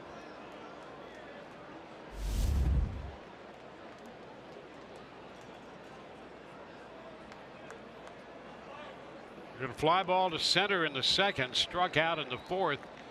Bats with the infield up.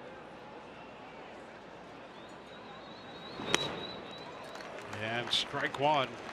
Some nice bite on that one. And you can see right now Garver's just trying to look to put the ball in play. Choked up just a hair, a little more of the knob of the bat showing. Understanding that the infield is in, he's going to try to, well, you want to put the barrel on the ball first and foremost, but get it in the air. Blake Snell's just got to think one pitch at a time. Don't get ahead of yourself, and you're going to put yourself in position to punch him out. And there it is, a foul ball. Now he's in that spot. Yep. And you've got, you know, you're 0-2, so you've got options.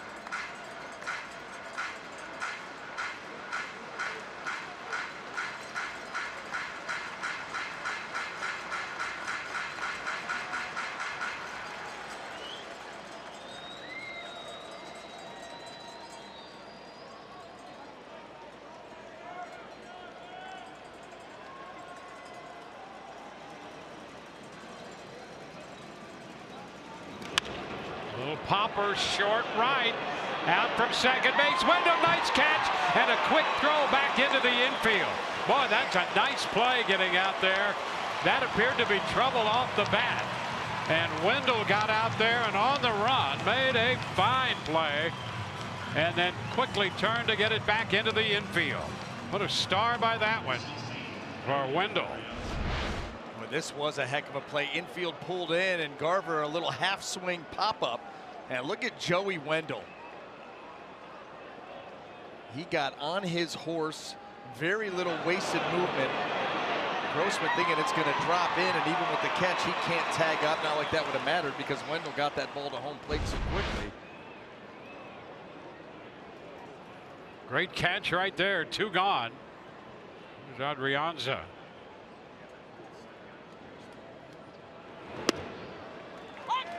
And the pitch is a strike. And around the knees. Adrianza, base hit in the fifth inning, 1 for 2 tonight. And in the few matchups against these two, he's 3 for 4 off Snell. And down in the hole now, 0-2. A slider to get the count running deep in Snell's favor. A mini curveball is what it looked like. You see the depth on that pitch. Blake Snell making big pitches when he needs to. A 2-strike count.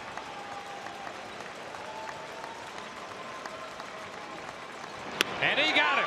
Boy, a great job. Came right back for that slider and strikes him out. Great job by Snell to get out of that spot in the top of the 7th inning. Man left at third base. And the Rays continue to lead this game 2-1 as we go to the home half of inning 7.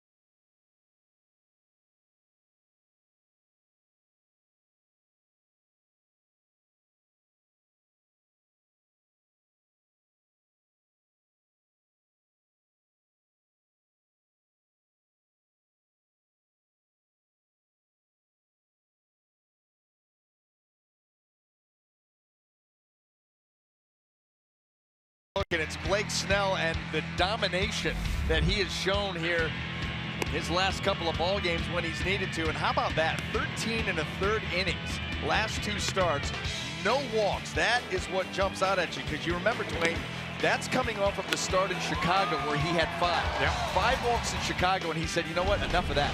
Enough of the free pass. I'm going to make you earn it. And so far, it's been difficult to do. Well, he's shown everyone that he was serious about that. And he has been serious tonight. And a great job getting out of that spot in the top of the 7th. Daniel Robertson leading off here in the home half of the 7th. A strike to count on him. And he takes this one close.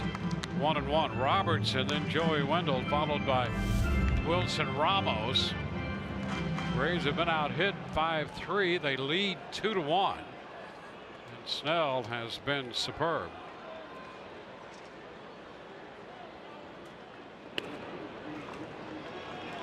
Two and one.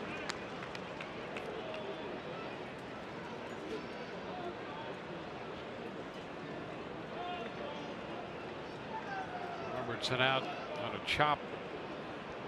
Third to first his last time on a good play by Sano. Sano back in the bag this time and throws a strike to first. A little different take on that one, but nevertheless pretty good play. The arm strength.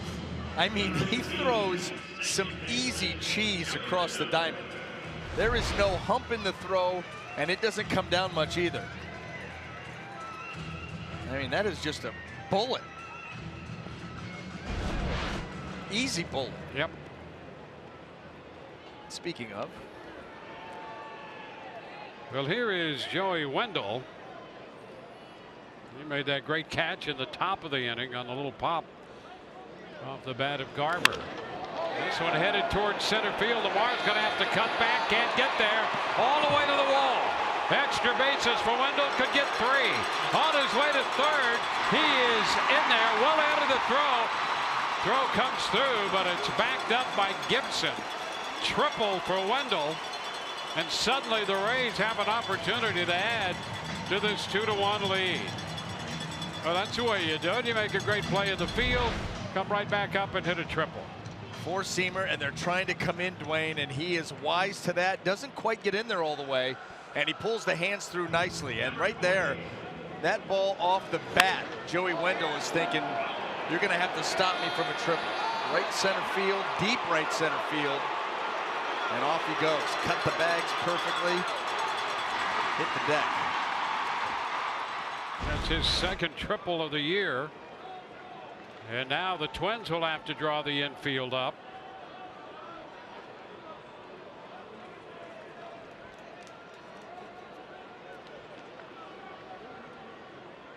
Wilson Ramos chases this one. Oh, and a good block back there by Garver. Hard slider in the dirt. You've got to keep it close. Runner on third's got good speed. Late flip of that glove too, just off the thumb.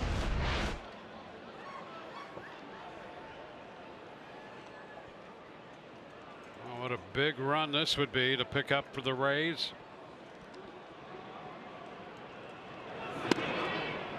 And a pitch called a strike 0-2.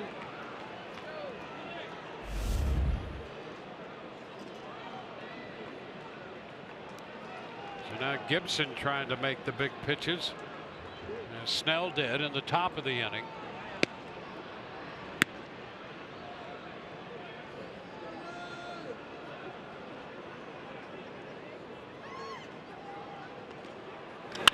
That'll do it. Fly ball into right. Kepler's going to go back. That's going to be over his head. It'll one-hop the wall. Wendell scores on his way to second. Ramos with a double. It's 3-1 Tampa Bay. Down 0-2. Ramos strong enough to get that one over Kepler's head. And quick enough to get to the fastball up at the top of the zone. You know, you think about the 2 previous pitches, sliders down. And then all of a sudden Gibson's going to try to climb the ladder. Look how quick to the ball Ramos is. Cut down on the swing a little bit and just get the barrel up there to it. And that's how strong he is. A little half swing and that ball carries. Well, a big conversion right there for the Rays to make it 3-1. And the Twins are going to make a pitching change here. Call to the bullpen, brought to you by the Florida Lottery.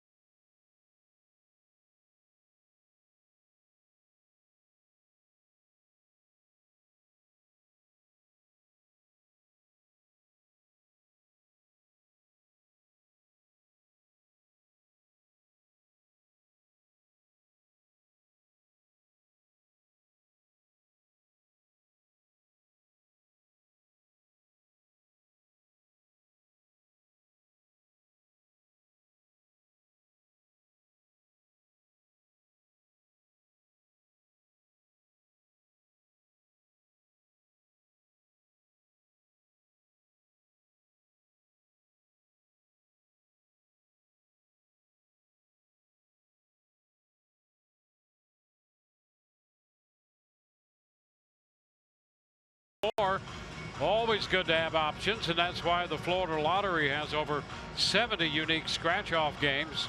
So add a little play to your day with these new games. The Florida Lottery, it's your ticket. Claim it. Must be 18 or older to play. Play responsibly. Well, that's it for Kyle Gibson, 6 1/3. He made 85 pitches, and he'll give way to the left-hander, Gabriel Moya. Fastball change and slider for Moya, making his 5th appearance. He's on to match up against Malik Smith.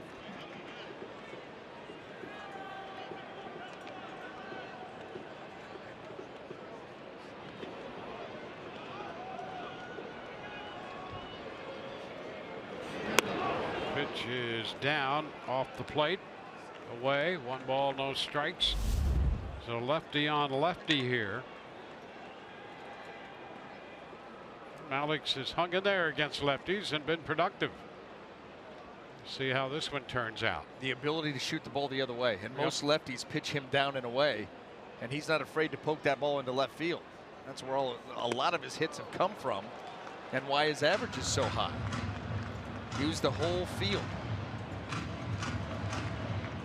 1-1 to count on him.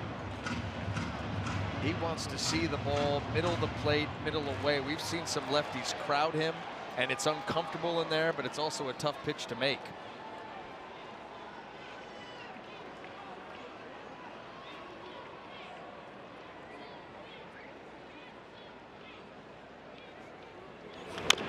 Tapper foul, bounces up, and it's Malix while he was standing in the batter's box.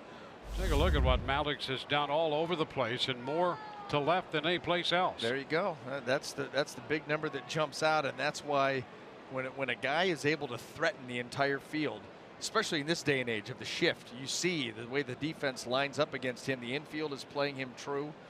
The outfield is pretty straight up, and they've got to defend the entire field.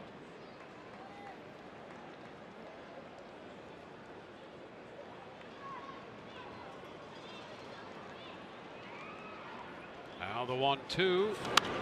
Alex fouls it back. Fastball working its way in on him.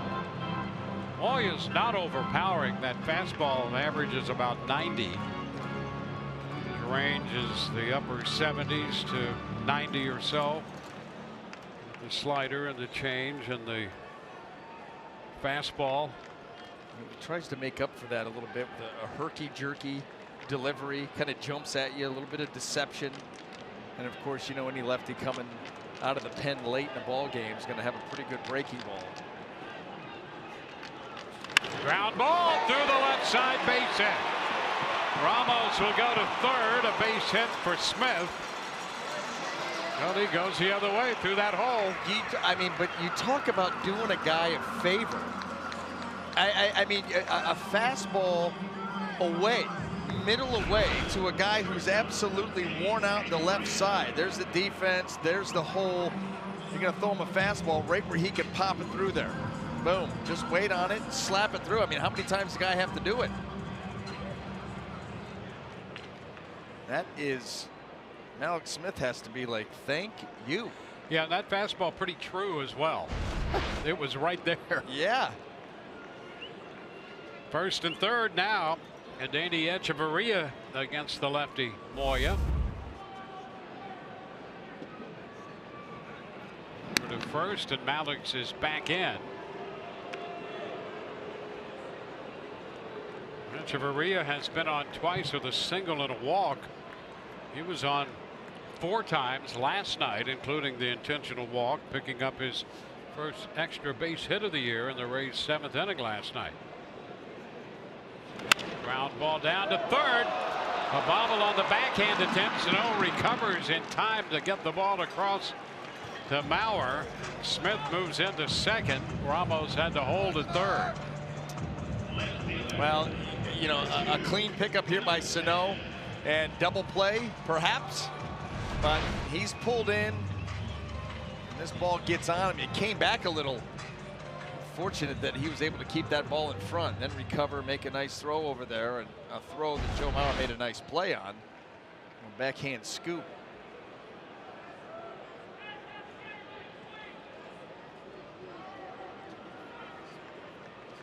Now Denard Span against the lefty.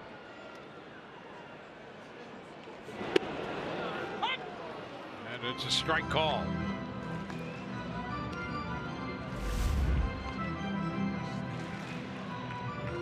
Span with 3 ground balls to the shortstop tonight.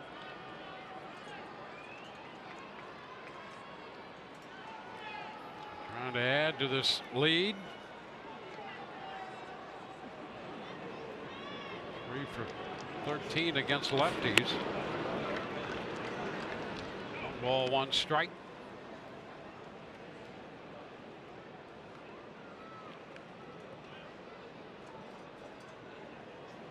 The Rays have made it a 2-run game, leading 3-1. 2 men in scoring position now.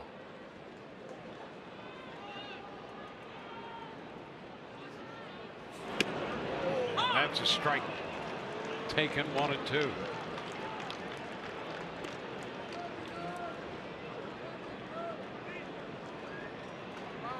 have now out hit Minnesota 6-5.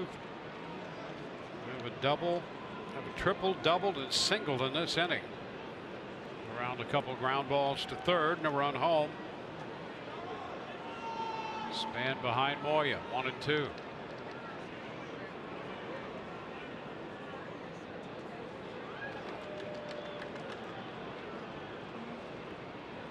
Twins scored first, a run in the first, 2 in the third for the Rays, now 1 in the 7th. Garver and Moya are going to talk about it before they make this next pitch. Rays have no action in their bullpen. Snell has gone 7 and has thrown exactly 100 pitches right now. Yeah, you got to believe, unless someone's throwing down underneath the tunnel, that Blake Snell is going back out there. And he deserves to. Yep, the way that he he's sure thrown the does. ball tonight, there's been no drop off and stuff. Kevin Cash giving him a little bit of a leash here. Longer leash, but it is well deserved.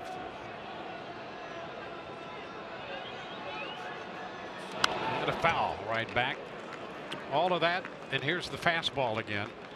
And it's foul. I'm just going to sit back and watch. Just a little drama leading up to that fastball. What fastball was it going to be, Dwayne? 4-seam, 2-seam, elevate. There's a lot of options there.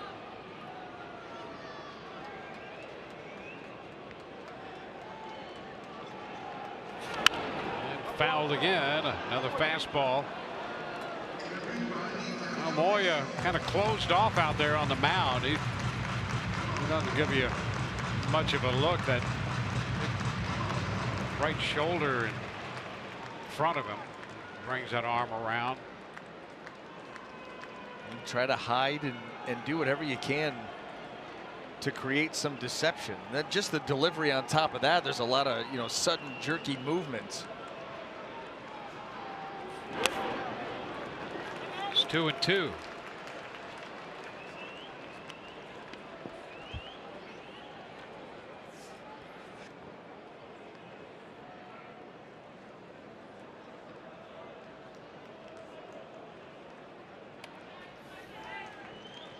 So it's a 3-1 ball game and a 2-2 count here on Span.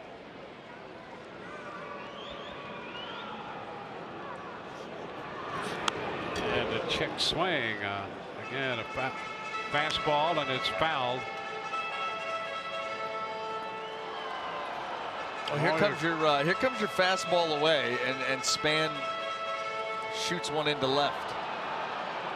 Come with the fastball in, then the fastball away, then the slider off of that, and then try the sequence again.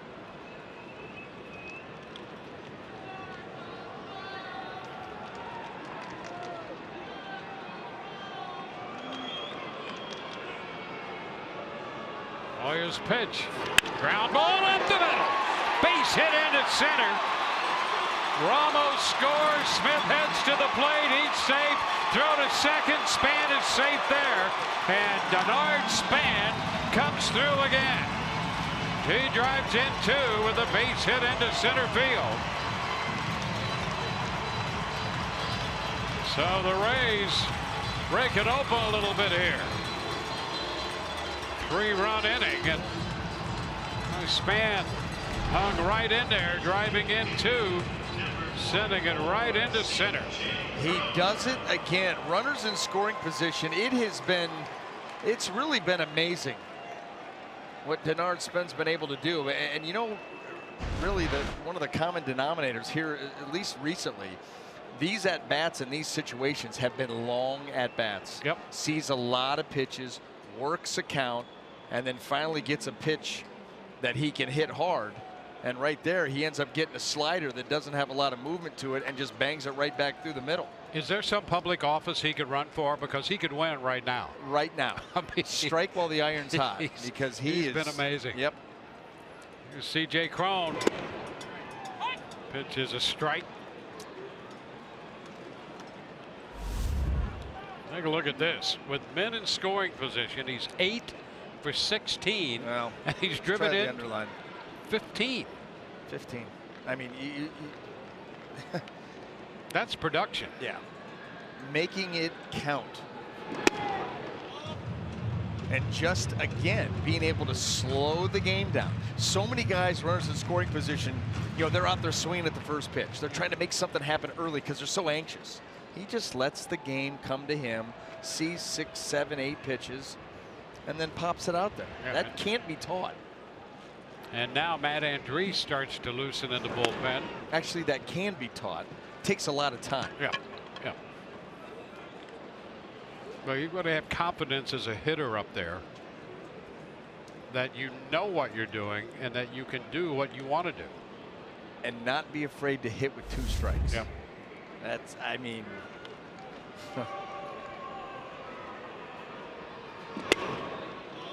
Now a pitch down, and it's 3-1. Rays with 5 runs, 7 hits. 4 runs charged to the starting pitcher, Kyle Gibson.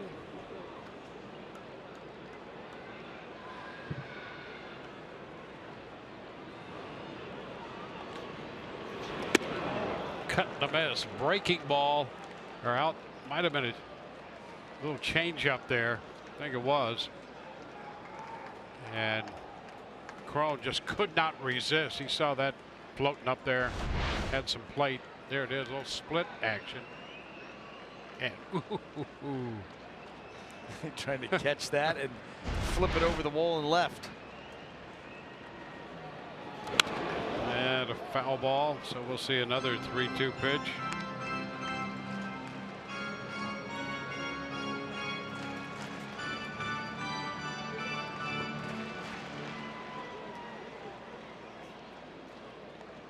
Well, you could see why Crone almost jumped out of his shoes. So that floating up there at 76. There's a shot back into deep left. Rosario back. It's out of here. Home run for Crone. And there's a youngster very happy. Crone with a 2-run blast. His second 2-run home run of the night. The Rays breaking it open here in the 7th inning. Just take a look, Dwayne, where the pitch was.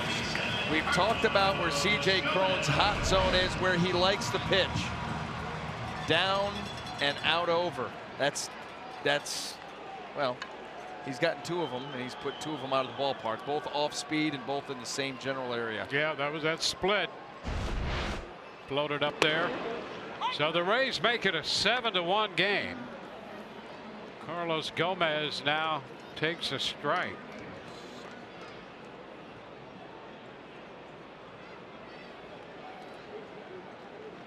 Well, those home runs by Crone out there in the same vicinity. How about that? Right there. One. There's the other one. Yep. Well, listen, same pitch, similar spot. C.J. Crone is consistent, if nothing else. Crone with 4 home runs on the year, 11 runs batted in.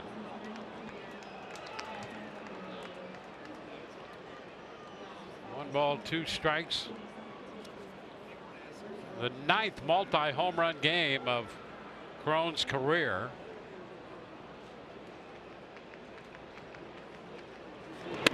It's wide, 2-2. So the Rays with a 5-run inning.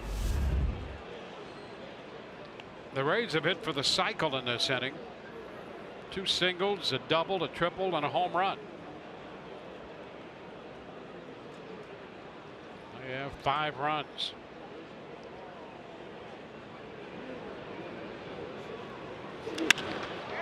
Lifted into right. Kepler will be there to put this one away. 8 men come to the plate. The Rays score 5. The big blow, the home run by C.J. Crone. He hit the changeup out of here for the 2nd time tonight. We will go to the 8th. It's 7-1 Tampa Bay.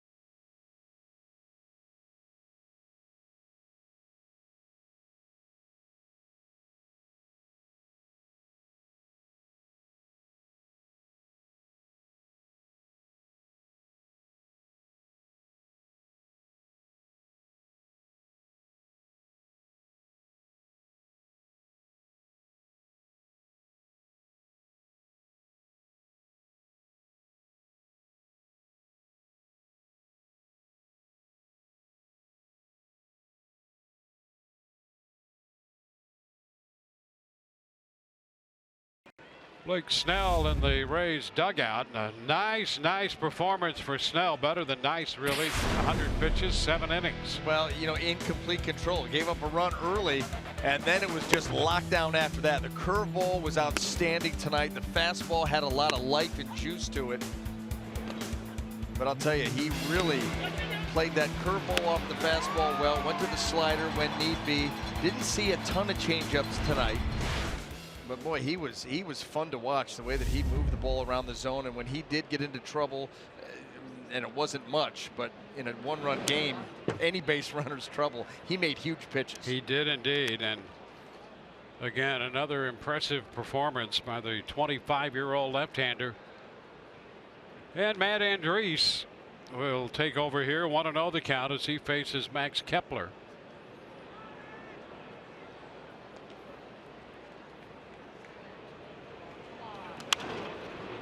In, and Kepler fouls it back.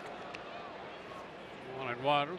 Take a look at the mix on Snell's performance tonight. Nice job. Well, set the tone. Establish the fastball. You see 58 of those. The curveball did play a prominent role here tonight. Changeup, slider. I mean, if you're a hitter, what are you looking for? Yep. You know, some guys it's fastball, slider, fastball, changeup. You know, you can narrow it down and start to get picky with what you look for. But with Blake Snell, you know you're going to see the heater, but good luck with that, because it's, you know, tonight it had great life on it. But then when the secondary pitches, when it comes to them, you have no idea what you're going to get. And they're all quality. Pitch is down.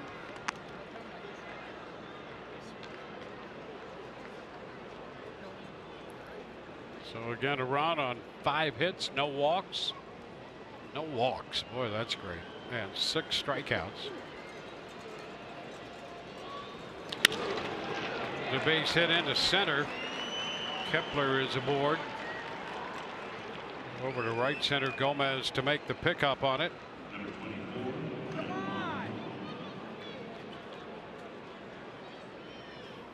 Ryan Lamar will step in.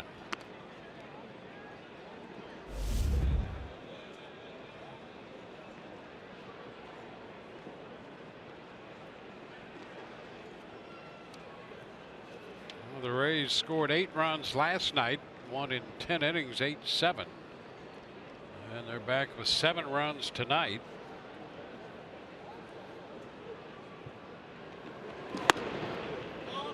Moore takes it up.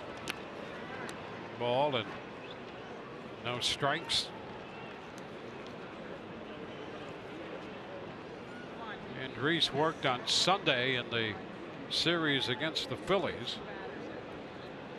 Gave up a couple runs in 2 1/3 innings. He gets this one by Lamar. Big cut right there.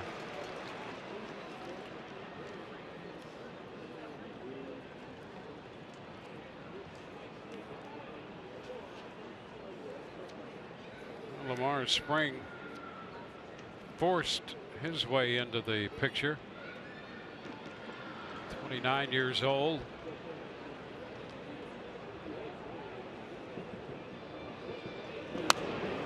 Close right there. That pitch in a bit. Lamar out of the University of Michigan. Originally drafted by the Cincinnati Reds.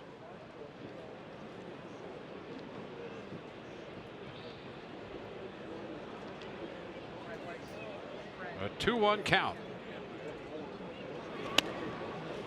Now Matt's behind him, 3-1. Well, the Rays really looking for a clean inning from Andriese. It would be a big step in the right direction for him, and he's been touched for a base hit already.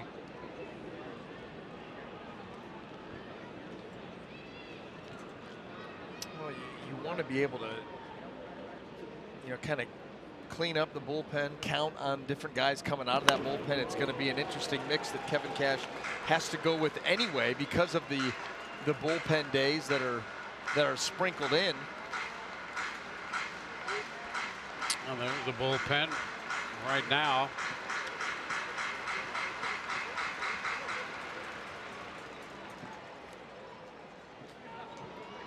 Rays will have Yanni Chirinos pitching tomorrow against Phil Hughes.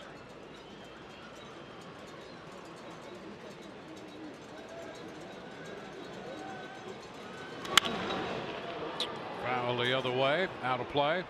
And we did get official word today about Yanni Chirinos, much like we suspected and expected, is that he has been officially named a member of the starting rotation. And there it is. Knew it was just a matter of time. Really, you knew as soon as they got the pitch count out to where they wanted it to be, based on his early season performances. Yeah, and you know, Kevin Cash did say that he thought, and he said this early, that he might see some pitchers separate themselves. Up the middle, base hit into center. 2 men on to start the inning in the 8th. So Lamar picks up his first hit tonight. A little trouble brewing here. Boy, right back up the middle over the back of Matt Andriese. Another hard hit by the Twins. Now we'll get to the top of the order, and that's no easy fare with Brian Dozier, 2 for 3 tonight.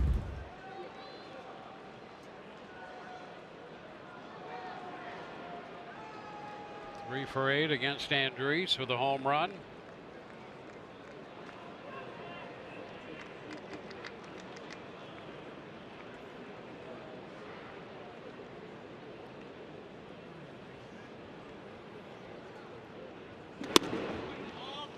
Going outside, 1-0.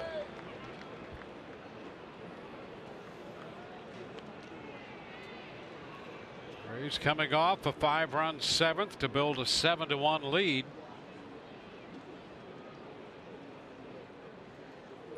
And the Twins putting a couple men on. There's a strike, 1-1.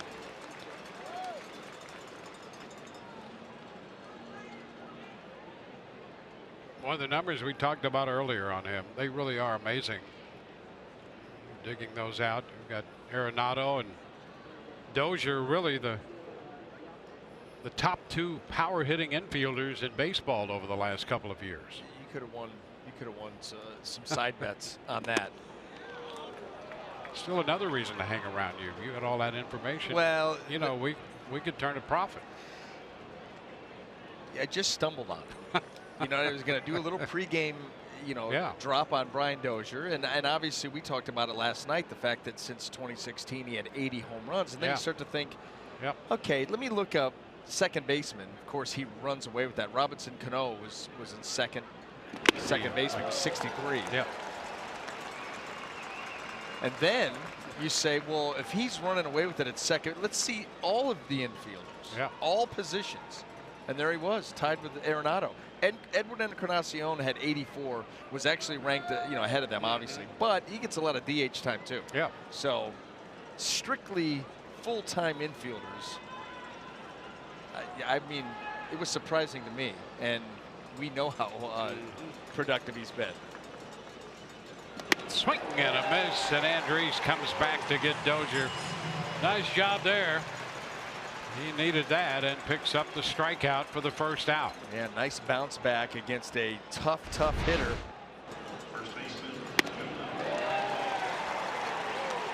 Fastball up. 1 away, and here is Joe Mauer.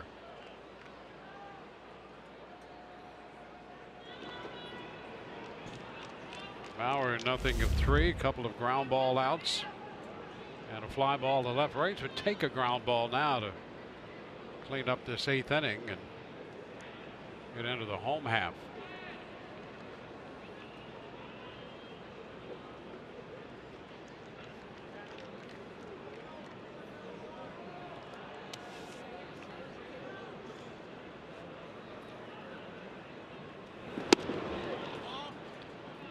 Mauer 1 for 4 in his career against Matt Andriese.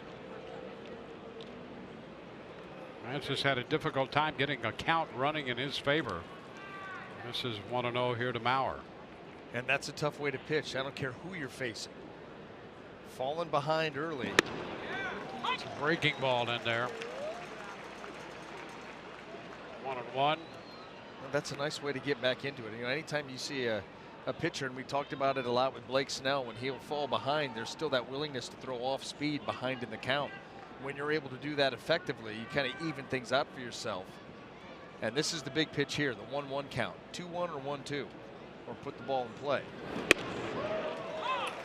And a strike, nicely done. And he's up in the count now. That's the swing count, and he's put it into his favor.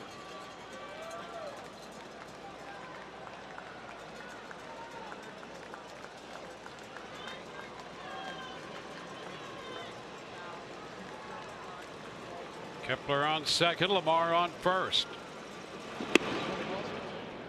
Mauer takes it a little low. Off speed there, 2-2.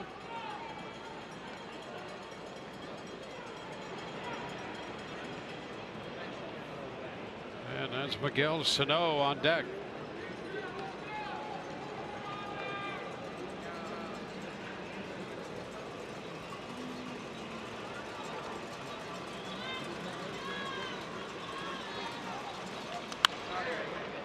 Mauer bounds it away. That's one thing Mauer can also do to make it difficult on a pitcher. He will spoil pitches and run pitch counts on you. Deep at bats. Another guy with a plan every time he comes to the plate, a good idea what to do. And you know, for a big guy, he's not a power guy. He had 7 home runs a season ago. He's an up the middle the other way. He'll get his extra base hits, but just understands how to put a good at bat on a pitcher. Ground ball, shortstop. Echeverria out at second, over to first, 6-4-3. And eventually, Andrews does get the ground ball for the double play to get out of the inning. 2 hits, 1 left, no runs. Bottom of the 8th coming. Again, the 6-4-3. The Rays lead 7-1.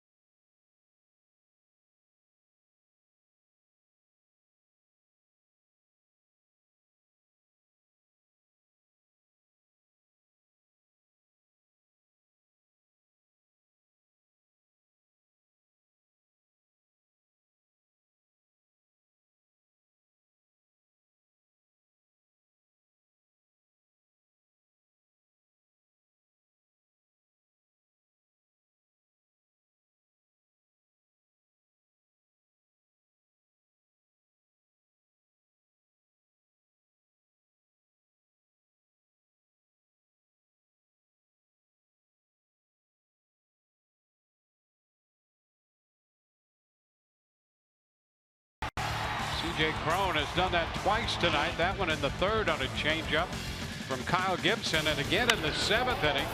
And just a few seats down the row, drops this one in there for another 2-run home run. Consistency. You want to give him another changeup in the same area. He's going to hit it 4 seats down, same row.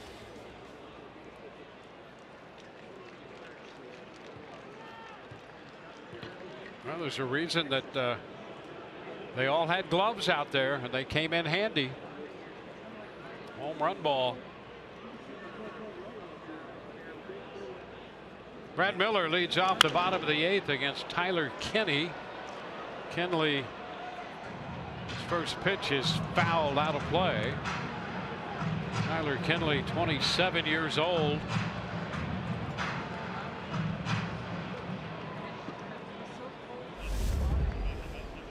out of Berry University. It's his home across the state in Jupiter.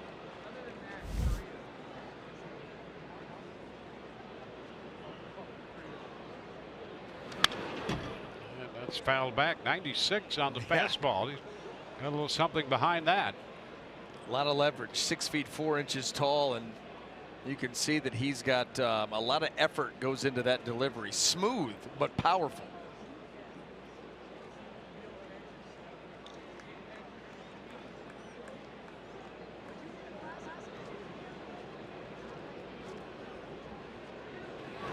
Oh, man, how about that? That's dirty. Oh. That is dirty. You get those fastballs 96, 97, and then you drop that slider into that spot. 90 miles an hour on the slider, and yeah, that's impressive. That's quite a combo. So 1 out in the Rays' 8th.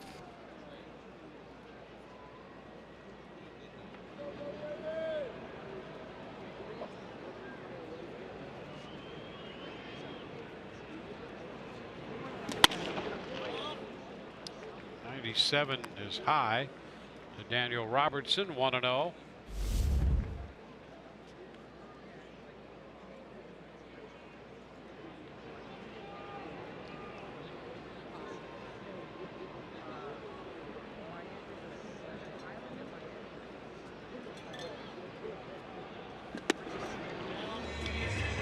Nothing.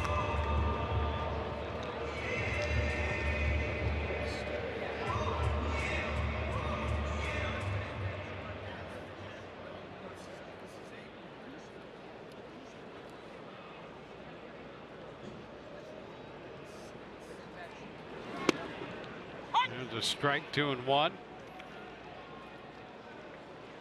Well, you can see why the Twins had interest in Kenley to make him a Rule 5 guy. So they're going to need to keep him around. But that's a pretty good arm. Yeah, to have out there, and a pretty good slider we saw. I will second that. It's 3-1.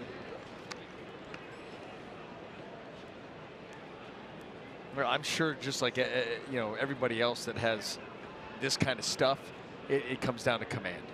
You know, I mean, that's what you're banking on, because like you said, the arm is plenty good. Can you control it, manage it, keep it in the zone?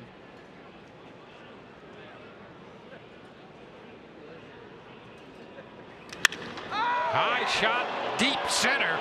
That's got great carry, and will get out of here. Home run for Robertson. Boy, he turned that one around. Hits his second home run of the year. This one to center field. Rays take an 8-1 lead. Well, the reason that you talk about the command and being able to keep it in the zone is because you know you've got a good 4-seam fastball. Doesn't have a lot of movement to it, but a lot of velocity. But if you're down in the count, you become predictable. And you become predictable at this level, and a guy knows the heater's coming. I don't care how hard it is. You got to turn it around. Remember the other home run Robertson hit? He overpowered the ball, just drove it out to right center. Yeah. And he drove that one right back into center field. No, that was a big boy shot. Couple impressive home runs for him, and gives the Rays an extra run here to make it 8-1. That was an explosion off his bat. 1-1. So the Rays have their 9th hit and their 3rd home run of the night.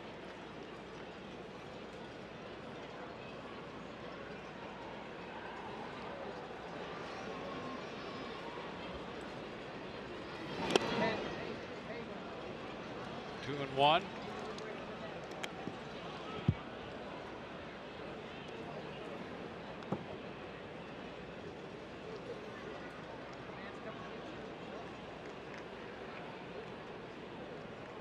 Four runs off Gibson, 3 off Moya, now 1 off Kenley.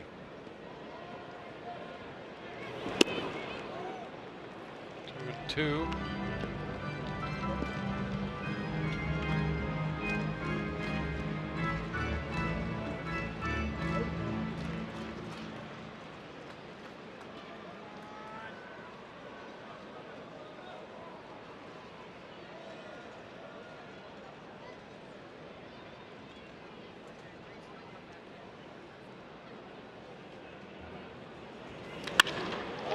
There's a base hit. Into right center field. A 3-hit night for Wendell. So that base hit on the heels of the Daniel Robertson home run. Here's another look.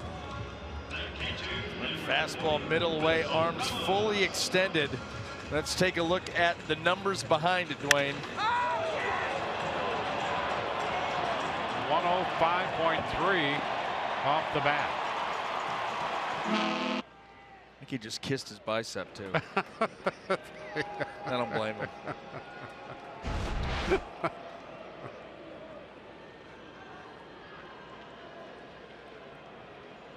Ramos waves and misses. Strike one.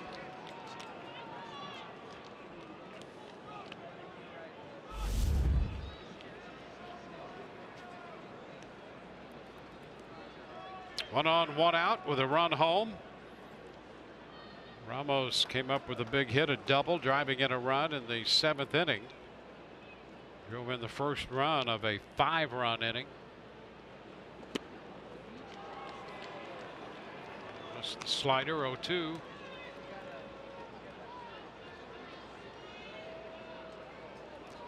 Rays have put at 8 runs and 10 hits.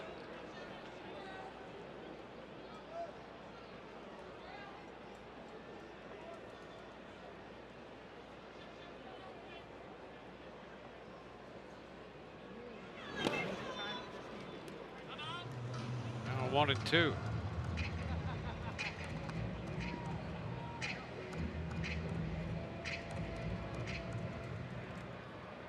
Well, it's an interesting game, I'll tell you. The Rays have scored all these runs tonight. Their 3 and 4 hitters are 0 for 8 with 4 strikeouts combined. So you take your 3 and 4 hitters, you guys go 0 for 8, strike out half the time, and leave it to the rest of the lineup. To tie a season high in runs scored. Yeah, I mean, how do you figure the game sometimes? That's 2 why and we 2. show up. That's exactly right. You never know what you're going to see. You really don't. No 2 games are ever alike. Continues to hold true. Well, and this is a different lineup. You pointed that out earlier in the game. A different lineup that Kevin Cash has put together and actually stuck to for a couple of nights. Yeah. That anymore is newsworthy in this day and age of constant moving parts. Yep. There's a high fly ball back into left. Rosario will go to the track and make the catch. How about that catch? Kind of a basket grab. And back to first goes Wendell. I believe that he needs to do as many push-ups as the number that he's wearing on his jersey for that catch. Look at this. Probably don't want to. He's camped. And then there's that. Well, we said he had a little bit of flash. Yeah, well, mostly a does. blue-collar team, but Yeah. you got a few guys that'll flash a little.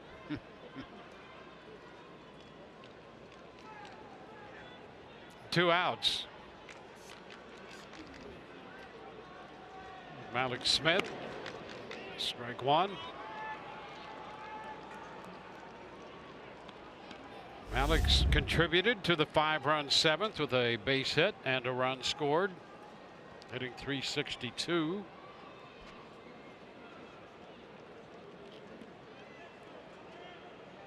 You know you're going pretty good if you go 1 for 3 and your average drops. That's how true is that? And around his feet. It's 1-1.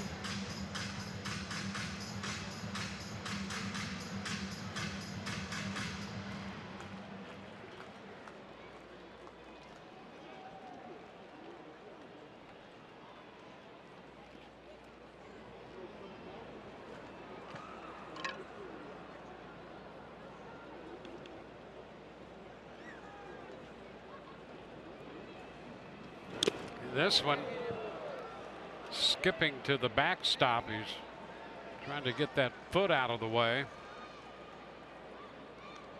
Wendell heads to second on a wild pitch. The count is 2-1. This MVR may be for Hoy. Look at this fastball yank and right off the inside part of that ankle. Padded or not, that doesn't feel good.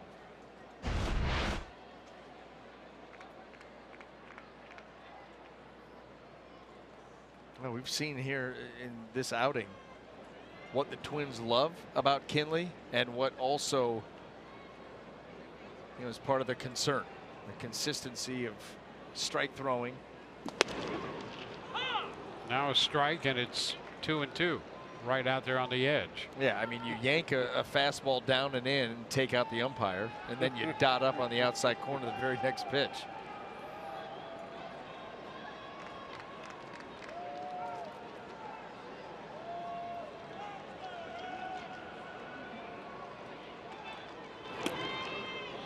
And the count is full.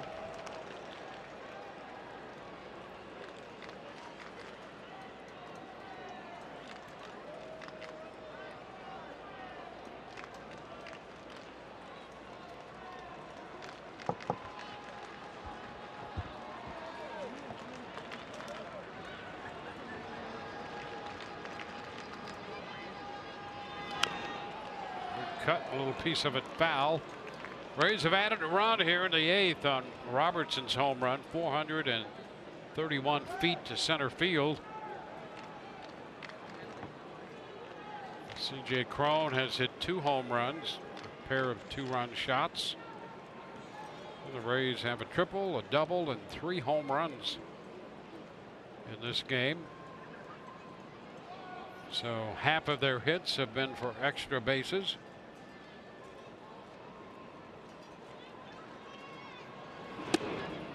Alex Smith walks.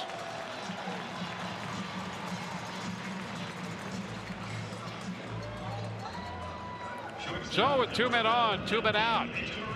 We'll remind you coming up, Rays Live, the post game, again presented by WB Mason. You don't want to miss Rich and Orestes as they anchored the coverage. And hear from Kevin Cash in the post game press conference, plus interviews from the clubhouse.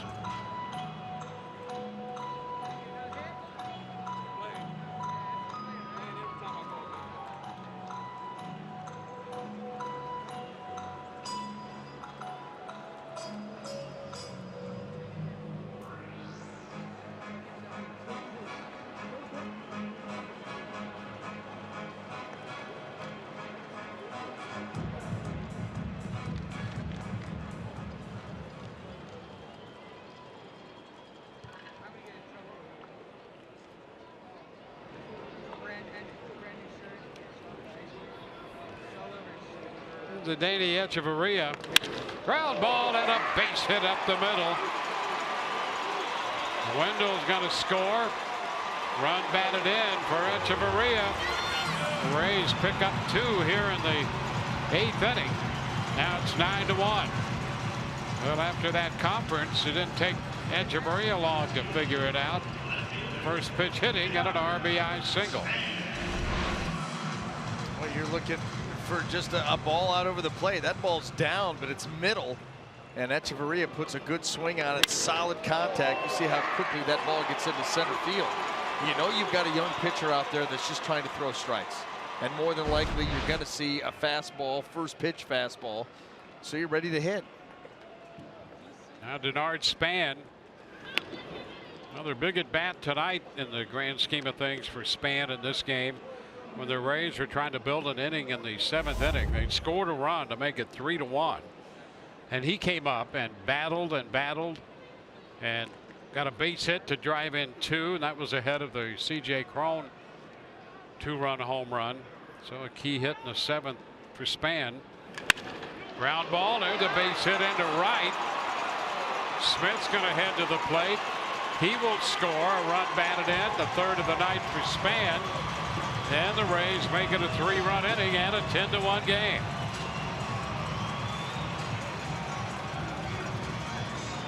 Yeah, now up over 500 with the wrist. You know, another runner in scoring position, another base hit, and another run driven in for Denard Span. This is getting to be commonplace. Another fastball, not in a great area, down and in.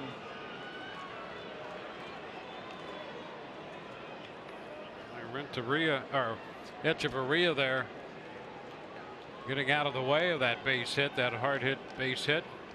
Adeni Echeverria using his athleticism to avoid being hit by it. C.J. Cron, strike one. Look at the wrist now. Runs batted in. A minute scoring position. 16 RBIs. He's 9 for 17. High fly ball, right field. Kepler toward the line. Makes the catch. Well, Daniel Robertson opened this inning with a long home run to center field, and the Rays build a 3-run eighth. Second home run of the year for Robertson, and the Rays lead 10-1 at the end of 8.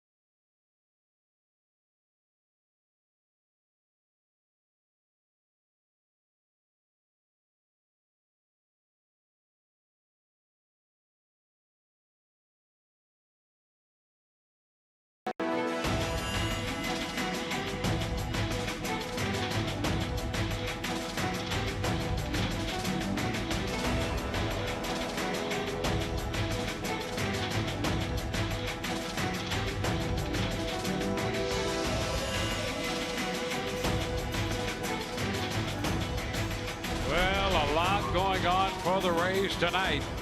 10 runs, 12 hits. They lead 10-1. Denard Span has done his work for the night. Johnny Field takes over in left field. First pitch to Sano here in the 9th inning from Andriese, a strike. 1-1. Andriese came on in the 8th, gave up a couple hits, then got a strikeout of Dozier and coaxed the double play ball out of Joe Mauer.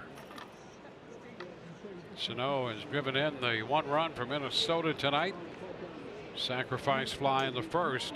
The Twins scored first, and the Rays have put up 10 unanswered runs.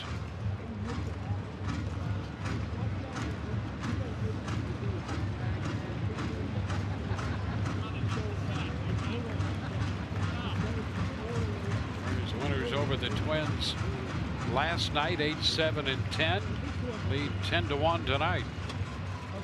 Well, they hold on tonight, which they absolutely should. You win the series, you got a chance to go for the sweep tomorrow, and then Rays. You know, we're going to go on the road. The Twins go up to New York, and that's an extreme 4-game series up in New York, and that's a tough place for them. Tough place for anybody. Yeah, you're right about that, though.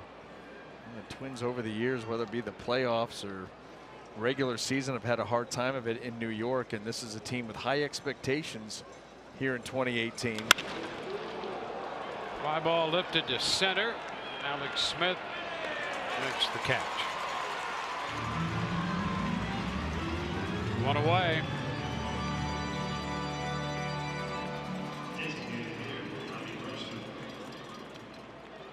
Now Robbie Grossman, the DH. Coverage begins at 12:30 tomorrow. Yanni Chirinos against Phil Hughes.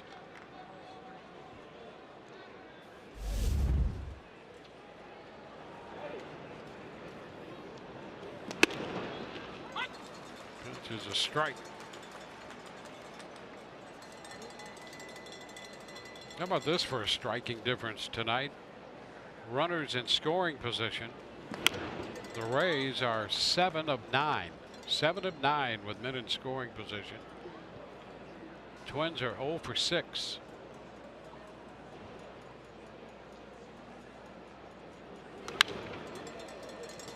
Two. And the Twins have struggled with men in scoring position. We talked about that last night. They came into this game in the low 200s. The Rays, interestingly enough, are hitting over 250 with men in scoring position at the start of the night.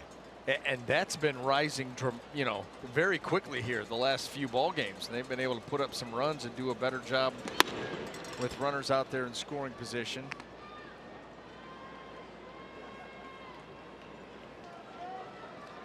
Well, right there. For the season now, 198 with men in scoring position. Down to first, gets through into right. Gomez with the pickup. Grossman is 2 for 4. That had an odd look to it. It did. You almost thought that Brad Miller was going to be able to get to that. It was a hard hit ground ball, no question about it. It looked like he was going to maybe be able to get to it and pulled off of it.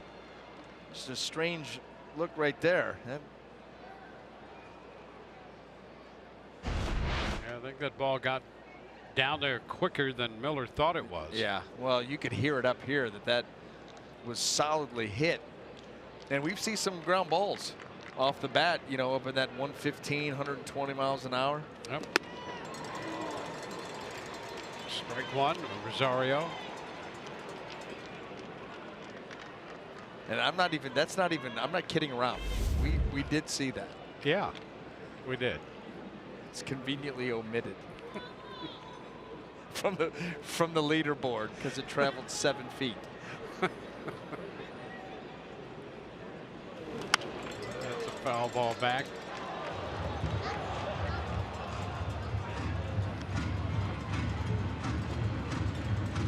Rosario had a double in the fourth.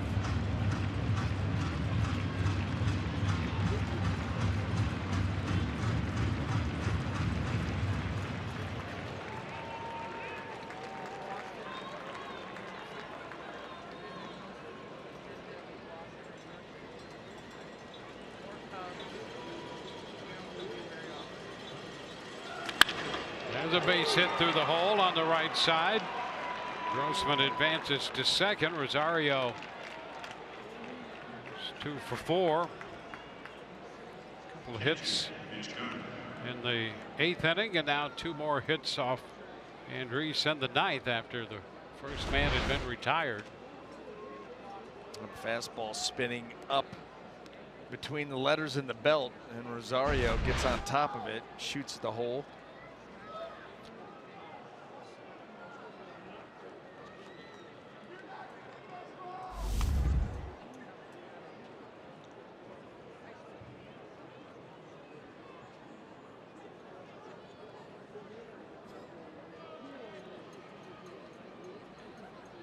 Mitch Garver now, he is 0 for 3. Pitch is a strike.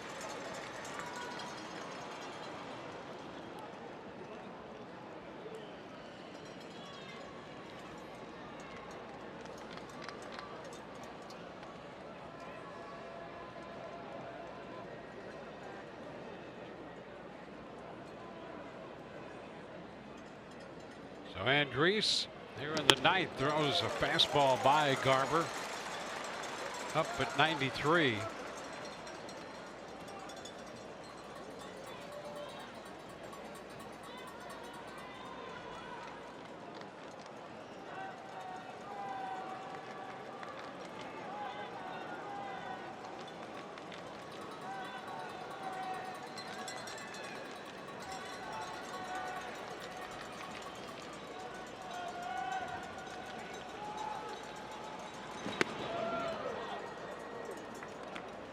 side 1 and 2.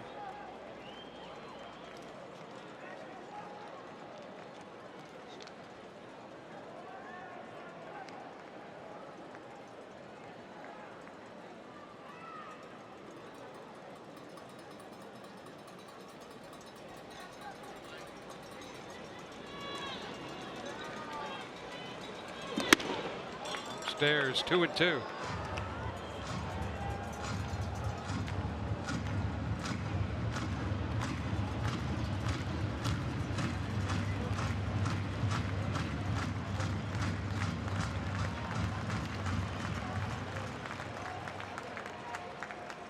Two men on with one out, a 2-2 count to Garver.